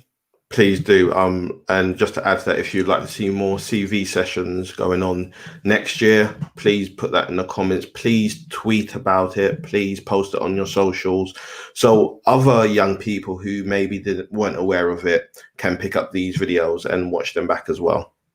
So without further ado, let's bring on Lucy. Hi, Lucy. Hi. Can you hear me and see me? Yeah, absolutely. Oh, okay. Thank you. I'm having major technical difficulties, but I'm just using my iPhone now, so it saved the day. So sorry if I'm a bit That's fine. Fuzzy or anything. No worries at all. No worries at all. Right, I think we'll just give you a chance to get started talking about your role as a project manager across, I think, several theatres. So obviously the theatre industry's been through a very challenging time at the moment. So really looking forward to hearing from you, your role and everything like that. So yeah, I'll let you crack on, and Lawrence will disappear into the background. Good luck. Perfect. Thank you so much. I've been watching some of the talk so far, and actually I'm learning loads, so it's amazing. But yeah, I'm Lucy. I'm project manager for Nederlander Theatres. So we're an American-owned theatre company.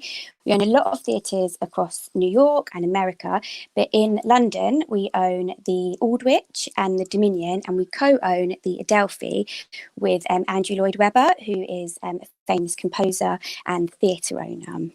So even though we own kind of more theatres in Broadway and in America, actually London is now the capital for theatre. We have a bigger audience attendance from any other city in the world. So we beat New York in that kind of case. To give you an idea of just how big London theatre is last year, so 2019, performances in London theatres alone created £8 million in box office sales. So it's huge. So there's loads of different kinds of theatre. We are a commercial venue, so the Aldwych and the Dominion I'm going to talk about more because that's kind of where I work. So we're a commercial theatre, which means that we operate to make a profit. And we're also what you call in theatre terms a receiving house. So we programme the shows to come into our theatres. We don't kind of produce them ourselves. So my role as project manager, project managers kind of are across all different industries, entail different things. So basically, it kind of involves successfully managing a project. So from the very creation of an idea through to the planning, who needs to be involved, how we're going to do it, when we're going to do it, to successfully completing the project. So what that kind of means for me is quite unique in a way in theatre is that I have my fingers in lots of different pies, managing, overseeing and also working with two amazing theatre teams. I also sit on the senior management team with my CEO, so I oversee the whole business and kind of all our business decisions. I just thought I'd kind of pick out three things about my role. One of the things I absolutely love is artistic programming, which means I get to go to see lots of shows and lots of workshops around the country. So workshops are when a show is in its very, very earliest form, and that is, so it could be that they have some of the songs and some of the scripts, but they don't have kind of whole big production. So we'll be invited to watch. We've kind of got to visualize if actually that will work on our stage.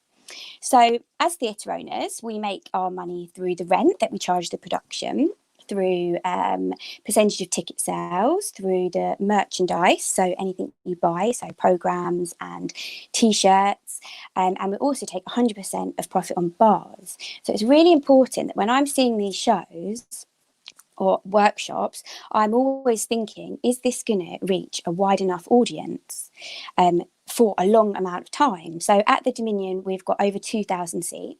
At the Aldwych, we've got 1,200. So they're huge venues to fill, and we really, minimum, like to have shows for at least a year.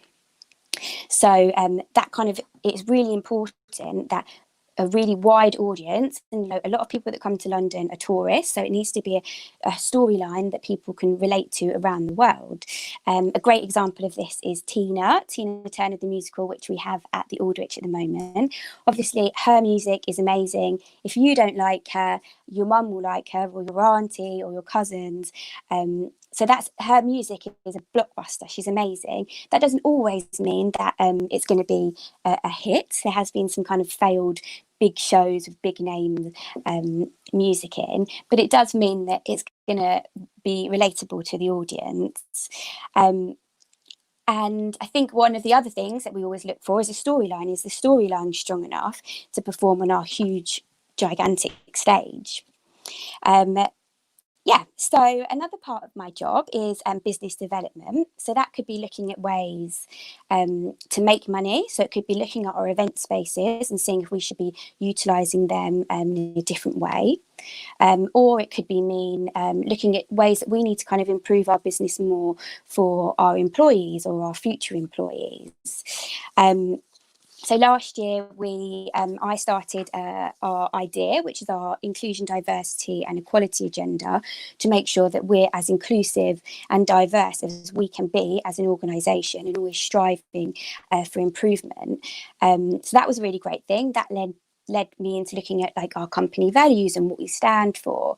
Yes, so that's kind of the business development side. Stage refurbs and building refurbs. So in the last 3 years, we have done 2 major £1 million refurbishments. So we've refurbed the backstage and the front of the house, so everything in front of the stage, which has been an amazing thing to be part of. So I don't actually project manage those projects. We've got a property director that I will work with on those, but I'll be part of overseeing what kind of stage we need for the productions that we get, which is mainly musicals, and that's kind of changing. How their set is now coming in is changing, so we need to make sure that our stage is fully kind of high tech. So that's what we've been doing. It's also a really fun part of my job, because it's things that I never would have thought I would have done, like getting to choose the auditorium seats and what colour we paint the walls and the dressing room. So that's really really great. That's highlights my role. So my education, I went to the Brit School for Performing Arts, which is a free performing arts school from 14-15 through to college. So I did all my core GCSEs there, and then also did lots of performing arts. I'm actually quite dyslexic, so I really struggled with English, and maths was just an absolute killer for me. I retook it 3 times and still didn't get the pass rate that I needed to. And actually at the time that really kind of was freaking me out, because I thought, God, I'm not going to be able to have a feature in anything. And actually it didn't at all. And now I work with loads of numbers and do lots of budgeting, and there's just an amazing thing called a calculator or an Excel formula. So I think that was a big kind of lesson learned. And I think dyslexic people have really amazing creative brains or strengths in other kind of areas, which are kind of later learn, I guess. Then I kind of got to the end of my education at Brit School, and I thought, actually, I want to go into a bit more management, which has been part of my BTEC. So the management side was kind of, we were like organising our dance shows ourselves, and we had to learn how to kind of sell tickets and things. And I thought, actually, I really enjoy that. So I started to have a look round, and I wanted to further my education. I didn't really feel like I was ready to leave education at that point. So I found an arts management degree, which was an amazing degree. It basically kind of was really broad, and it looks at all different kinds of types of the arts, so galleries, museums, dance, theatre, everything. And we looked at community theatre, fundraising, events, looked at kind of the legal side of things. So it kind of gave me an idea of kind of all different things that I liked. So after that, I'll go to the next slide actually. Sorry, I talk very fast. If you need to slow me down. So all the way through college and uni, I also worked in retail, which gave me a love for fashion. So I thought, maybe I want to work in fashion. So what I did my work experience still in the arts, but I also then asked where I worked, which was a shop called East, which I don't think exists anymore. It was a bit like Monsoon and Accessorize, if I could work in their head office for a bit to do some work experience, which I did. And I really, really enjoyed that. So after university, I worked at Net-a-Porter, which is a huge fashion, high-end fashion photography website. So they do all their photography for their shoots. So that's basically what I did. I was a runner, made a lot of cups of tea, made sure all the clothes were ready, and that was really interesting. It gave me a real insight into fashion, but what actually made me realise is that I wanted to work in the arts. So I guess my story there is that it's really good to explore other things, and sometimes that does mean that you're not necessarily it's not necessarily kind of the thing you want to go into. I then saved up and went travelling for a bit, which was just a great experience. I'd say if anyone wants to do that, do that. and I straight away after got a temping job at Wimbledon Art College. I went to a temping agency really because I just needed a quick job. I needed some money, and that job actually became amazing. It was for about a year, and it was organising and helping with their degree shows, so their art shows. And here I kind of also learned about a lot of admin duties and worked on the reception. But also got to start to do bits with their social media and bits of blogs. I mean, this was a long time ago, so I don't know if Instagram was even around then. And then from there, I thought, actually, my passion is still theatre. So within all this time, I'm still going to theatre and going to musical theatre especially. So I thought, right, I want to get into the West End. I don't know what I want to do. I knew I didn't want to perform, but I want to be in the West End. So I just applied for loads of different jobs. And the first one I got was an admin assistant at the Dominion Theatre, which, lo and behold, actually it's 8 years now, I am still with the same company. So I started off as admin assistant, doing kind of really day-to-day filing, entry, data entry, making tea, answering the phones. Then I started to kind of look into the events team and help them. And then I covered on all different roles. So I covered at stage door and box office. I also, within this time, got to see how kind of backstage worked. And I thought, oh, maybe I like that. So I volunteered in my own time to see if I could work backstage with the team, which was We Will Rock You at the time. So I did a lot of shifts backstage with the technical crew and also the company manager. So the company manager kind of oversees all of the production and looks after the company and all of the performers. So I did a lot of that. And I thought, right, what do I actually like now? I've basically tried everything. And what I knew is that I really, really liked working as part of the team, being part of the creative team in theatre. But I also knew I didn't really want to work in the evenings. So working as a performer or a company manager or backstage, you kind of have to start quite late in the day and then you finish at about 11:30. And I wanted to kind of work more in the day, which still to this day I'm really, really happy with that decision. So I then started working more with the operations team and doing more kind of things like finance. And after a show every day, we do something called daily returns, where we work out exactly where we've made money, where we haven't made money, and do kind of the cashing up. So then I saw the business side of things and how theatre made its money operationally, which is really, really great. And then I started working more for the CEO, who needed kind of help day to day with different things. And I made sure that I was really, really proactive and worked really, really, really hard when he asked me to do anything. And that kind of started to develop. And sometimes I felt like, I feel like I'm going back and doing admin duties. And I was working for Jerry, who's our CEO.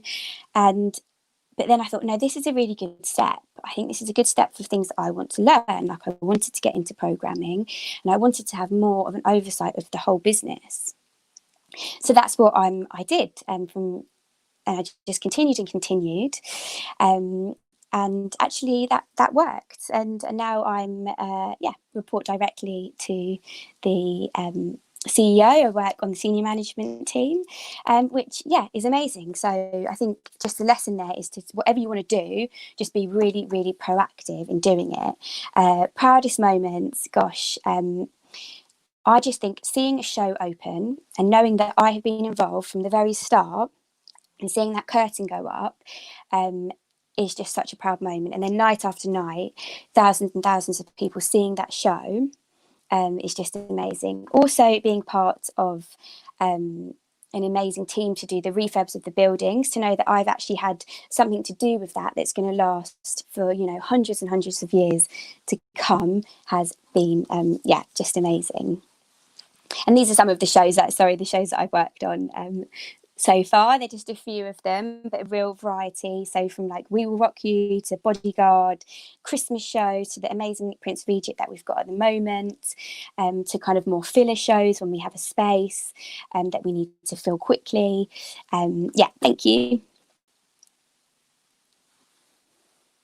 So to be in theatre, and there are hundreds, I know Raphael kind of touched on them, there are so many roles within theatre that everyone's part is so important. So, you know, if it's the front of house ushers, to the box office, to the backstage crew, to the amazing performers, to the management, to the producers, it is a team effort. So without that team, the show will not go up on time. Excellent communication is key. Obviously, as I say, it's a team effort, and I think communicating with everyone is really important. I think that I've kind of worked my way up in an organisation, and I make sure that I still really make a huge effort to talk to like the new team members in the box office, and make sure that I go and like have a cup of tea with our cleaners. I think that's really, really, really important. And obviously strong organisational skills. I wouldn't say you necessarily had that at the start, but it's something I've learnt along the way. Yeah, definitely. I wish I knew as a teenager, and sometimes I still have to remind myself, have confidence in your abilities. You deserve it. Something I've learned recently is imposter syndrome, which I've listened to a lot of podcasts during lockdown, which kind of is the means that, you know, you don't really feel like you deserve to be there, like you're a fraud, or that you haven't got the talent to be there. And I think actually you just need to really snap out of that. Because actually, if you've got that interview, or you're in the meeting, or at the networking event, you deserve to be there. You are important. So I think just have faith in yourself and your abilities. And yeah, inhale confidence and exhale doubt if ever you have like a moment of like panic. Yeah. How can people get into the industry? So there's a new website called Get Into Theatre, which is fantastic. It has basically everything from work experience to the type of roles in theatre to bursaries. It's just really amazing. You can even enter in your like what you're interested in, and it will come up with different things, including degrees or colleges. So that is a great thing to do. It's also Inspiring Future Theatre Day today. So hashtag that, and loads of things will come up from different theatres around the country, of different things that people are doing or why they're inspired to be into theatre. So it's like, it's a great day actually. So hashtag Inspiring Future Theatre. And yeah, Theatre Craft is a free careers fair that will hopefully kind of take place once we're, you know, back up and running, and that you can go along for free and hear about kind of all different roles that are maybe backstage or front of house, but not on stage. So as I say, there's so many: wigs, costume, box office. There's just, the list goes on. And I think just really, really, really just do some research, check out your local theatre, see what they've got to offer. I think that is just the best thing to do. Thank you. Yeah, these are we've got many links to social media, maybe one too many, but if you've got any questions, they just, yeah, get in contact with us and they'll just be forwarded on to me. Yeah, I just say see as much theatre as you can. There's loads of amazing deals now for especially young people. There's loads of really, really great cheap tickets. Get into your community theatre, see if you can help out if you want to be backstage, see if you can help out with kind of any weekend theatre that's going on. And I'd say just do as much work experience definitely as you can. COVID, the kind of silver lining of COVID in a way has been the live streaming of theatre. So seeing theatre for free, you know, from your living room or your bedroom. So yeah, I'd check out londontheatre.co.uk to see loads of free theatre. Thank you. Thank you so much, Lucy. Really appreciate that insight into, again, a world that I think for a lot of us, we don't interact with all the time, or might see just from one particular perspective. So really interesting to hear your journey into it as well. And it sounded like on a couple of occasions you discovered what you didn't want to do, and that was quite to inform sort of the route that you took. And we've heard that one come up a few times from speakers where actually they've tried stuff out and it did help them understand that's not the route and go back to what they wanted to do.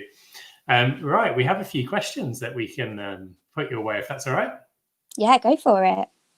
Okay, I mean, obviously, first of all, Millie wanted to know whether you met Brian and Roger when you worked on Yes, I did. And And then actually there's a question from Matthew related to when you mentioned your dyslexia. And I think that will resonate with a lot of the young people watching who have similar diagnoses or other barriers in their way. And actually you pointed out that maybe it wasn't as much of a barrier as you were led to believe when you were at school doing your maths. Yeah, definitely. It's difficult because you don't want to say it's not important, but I think, you know, education puts so much pressure on exams and getting that grade. And, you know, to go into some professions, yeah, I'm sure you do need to get a C in GCSE or whatever the equivalent is now. But actually, for a lot, you don't. And for a lot of going into colleges, you don't. And I mean, to be honest, I don't even know if people really ask me about my GCSEs anymore. I don't think my CEO or any of the, you know, huge industry people I talk to care about me having maths GCSE. As long as I'm kind of looking at figures in the right way, that's, you know, is just as important. I think, yeah, being dyslexic, I think, gave me a bit less confidence in the past, definitely. And I think you just have to really remember that everyone has their own skills and their own strengths, and that, you know, that everybody has their own weaknesses as well. So I think that message has come through as well from the speakers around there isn't one route. With obviously everyone's talked about hard work, but I think also some of the qualifications aren't the be all and end all of what's going to happen as well. Yeah, definitely. I think that, you know, just being really proactive, whatever organisation you're in, just be extremely proactive. If it's an organisation you like and you think that actually I want to stay here, I can see myself working my way up, just be really proactive, work really hard and have a really, really positive attitude. I think that's got me a long way in life. Yeah, and we can definitely see that you've got that positive attitude. I think even you highlighted in terms of, you know, failing maths 3 times but not giving up and being resilient. I failed it twice and I had to retake it as well. So I know, yeah. I kind of would quite like to redo it now and see if I would redo it now, but hey ho. I did pass my driving test first time, so, you know. That's the thing with the pressure. I think there's lots of things we'd love to go back to now, like with the confidence and knowledge you've accrued over the years. I'd love to go back to some situations from my younger years and smash them out of the park. Yeah, definitely. Couple of questions that have come. Right, so one of them was sort of, what's the most successful show that you've had on? It's a difficult one. I think actually one of the most surprisingly successful for a very short amount of time was a show called Shen Yun, which was a Chinese dance show, which we booked very, very last minute because we had what we call a dark period in theatre, so an empty space that we needed to book something in, and it was a bit of a panic, and they came in and they just really smashed it out of the air. Like literally it was sold out show at very high ticket prices for a long time. Also Tina, I would say, is just absolutely doing amazing. We Will Rock You, whoever the question was about, Brian May, he's an absolute legend, and We Will Rock You lasted for 12 years, so that was definitely one of our best. And actually, probably something we can bring in. There have been a lot of questions around kind of, have you had failures and how you've come back from them? But maybe this is a good time to bring in the rest of the panel, everybody else, for a final few questions. So welcome back, Raphael. Welcome back, Caroline. Oh. Hi. Thank you. Welcome back, guys. Thanks again. Yeah, so I think there's lots and lots of questions we probably won't be able to put to you, but if you get a chance to jump into the comments yourselves, there might be a few that you want to throw in there. But yeah, just around lots of questions from all of the young people around, like, did anything ever go tremendously wrong? And I know Negla talked about one experience, but just to reassure them that it's okay if things go wrong. Would you all be willing to talk about some of the failures, setbacks, barriers along the way, and what you've maybe taken from those situations? I've got so many memories of being in front of a vast amount of people and things just going completely wrong. just to even pick one of them, I was on stage in the West End last year, and a 40-foot statue fell, kind of quite dangerously actually. Like it lost its connection to the flies, which is the system that carries this bit of set in and out of the stage. Now, as a performer on stage, if you look up, it's one of the most scariest things. I'm sure Caroline can attest to the fact that there's just and Lucy, there's so many things up there in the gods that you trust that just will never fall down. And this was one of those scary moments that did happen. So this 40-foot kind of statue fell forwards towards the audience, and someone that was holding it literally managed to like just steer it into the wings where all the performers were. And that was probably one of the most dangerous things that has ever gone wrong in a show for me. But that is obviously a very rare occurrence, and there's so many people that work so hard to make sure stuff like that doesn't happen. But that what usually happens when something goes wrong within a show, you have to do a show stop for the safety of both the audience and the performers on stage. And usually what happens is after you restart the show, there's a connection between you and the audience that wasn't quite there before. Like you find out that the audience are actually way more on your side than they were before, because they feel connected to you as the performance through this event. So usually what happens when something goes wrong is it kind of like binds you all together, and actually makes it a lot easier to go onwards. And you can always tell by the bows at the end of a show that that the audience is more bonded to you after a mistake. So having had many things go wrong over throughout my career, I can honestly say that it doesn't ever detract from the show. And usually the audiences appreciate that they see something that maybe other audience haven't got the opportunity to see. So I'd say don't worry about it, just the show goes on. I think that applies in customer service, where the best way to get the highest ratings on sort of rating apps is not actually to do everything perfectly, but for things to go wrong, and it's how you deal with it. And that's precisely, yeah. 5 stars. Absolutely, yeah. Caroline, anything? Yeah, I've got one similar to that actually that happened to me.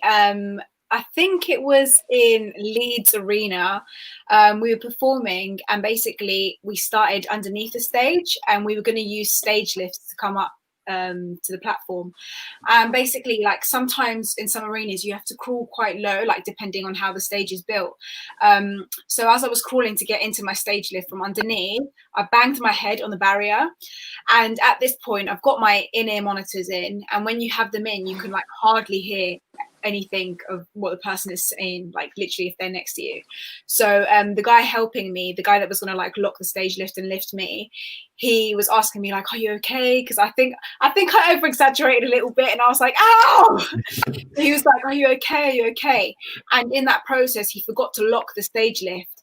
So by this point, as he's trying to bring me up, I'm like bobbing up and down, so like you can only see my face. And the music started, the girls had started singing, and no one realized what was going on because we were literally in a wide position, which means that we were like equally spread out across this massive stage.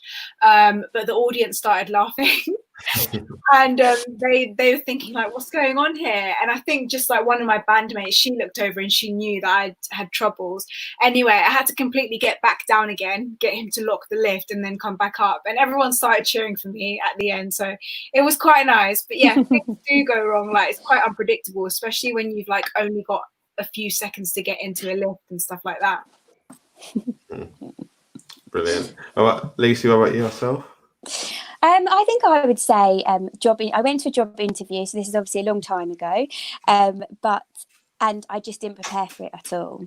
And I remember sitting there, and it was at a theatre, a company I really loved, and I don't know why I didn't prepare for it. I just obviously hadn't had great career fairs like this.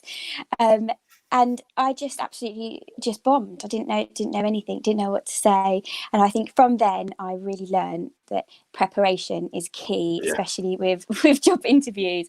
And also with things like, it's kind of taught me actually later in life, even with like networking events, sometimes you can see who's going to be there, do a bit of research, have your conversation starters.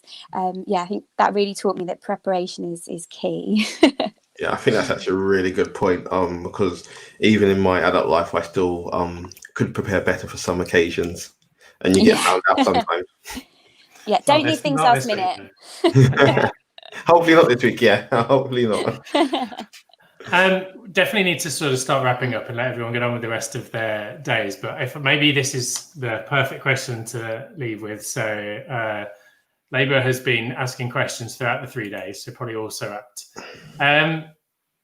Obviously, in the theatre, films, acting, the music industry has definitely been one of the ones affected most dramatically by COVID. So for each of you, kind of what is the best way of moving forward from COVID in your various industries, and maybe advice for people who are the young people who are interested in going into those industries? Yeah, that's where my question ends. Who wants to take that one first? Wow, that is a great question. Obviously, as theatre owners, COVID has been huge for us, and we still can't open at the moment. But I think one thing it has shown is that there is a huge community in across the world, especially in the UK, that absolutely love theatre. And it's really, sometimes I think theatre is a little bit behind on social media compared to things like the music industry. But actually what we've done, we've really kind of like pushed forward. Everyone's speaking about theatre now. It's in the news. I think it showed how important it is. I think theatre owners, my personal experience, Nederlanders want to open as soon as we can. And actually it's kind of giving us a bit of time to reflect of what we need to kind of push forward with in a more positive way. So I think it's kind of a good time actually to start looking at the different roles and to start looking at work experience, because I think when we're back open, people will want to go back to normal. That's a long-winded way of saying it. Yeah, I think it's made us a lot more creative as musicians. As Negla said before, like everyone's been doing live streams and stuff. So it's forced everyone to like just adjust and work from home really, because we've had all our summer festivals cancelled, which is a massive part of our income especially. So it's been really difficult, but the entertainment keeps going. It keeps everyone's spirits up and alive. So we're just finding different ways of trying to do our job from home really. It's been fascinating getting a window into people's homes and recording studios and all the equipment and things they've been using. So definitely been intriguing from that point. Sorry, Raf, you're going to get in there. I was just going to say it's also been a great opportunity to kind of keep developing yourself. I think once you reach a level where like you are performing and you are kind of working regularly, you're kind of always fulfilling a role that's been designed for you. Or with Caroline, for instance, you're touring music that you've already made and stuff like that. And I think this time period has given us is an opportunity to kind of go like look within ourselves and really kind of start creating again from our own kind of and bringing out whatever's within us. And also it's an opportunity to kind of like grow ourselves as well, and to kind of like think about different aspects that we might want to improve on within ourselves and try and develop those. I know, for instance, I'm doing a lot of writing. I was before, but it's also given me a lot more time to do that, and also to pursue some musical avenues as well. So I think it's always best to kind of use any opportunity like this where there is downtime to kind of better yourself in ways that you might not have had the time to before. Brilliant. Here, absolutely. I think maybe a perfect message to leave our young people with is taking that opportunity to better themselves, develop and bring it within them. It just needs to give a massive thank you and pass over to Lawrence to kind of sum up his amazing event. Thank you, Ben. Just want to say a big thank you to all our guests through the whole week. It's been amazing. We've heard from about 25 speakers in different industries, and it's just been mind-blowing. When I thought of this idea, it was just an idea. And I've got a team around me that helped me actually put this vision together. And there are so many people I need to say thank you to. So thank you to Ben for being an amazing co-host. Thank you to my family who have actually chipped in and doing admin work for me in the background without any pay. So a big thank you to them. But more importantly, what I want to say to the people that have tuned in is you can do anything you want as long as you put the hard work in. Now, I know it's scary for some of you who are graduated, who are off to uni, who are getting college places, but it will be okay. One of the main things you need to do is, count on your friends, your family around you, and network. I think that's been the biggest message that I've heard from this week. And if I was back in year 10 or year 11, I think those are one of the things I would be doing is networking. don't give up, be resilient, and reach out to your friends. Even reach out to the people you are following on social media to see if there is a way, you know, you can potentially work with them. Obviously, when you're of age and you're above 16, please have to be careful safeguarding. But I hope you have enjoyed this event, and we hope we'll be back next year, bigger and better, not doing it in 4 weeks. So yes, just a big thank you to everyone. I'm actually quite overwhelmed from some of the messages I've received from parents, from teachers, and from the audience. So a big thank you for everyone who's been involved in the success of this online careers fair. Thank you very much. Thank you. Thanks, Well Ron. done. Thanks. Thanks. Well, Enjoy Cheers, your everyone. holidays, guys. Bye. Thank Thank you. you. Bye. Will do. Bye. Take care, guys. Right.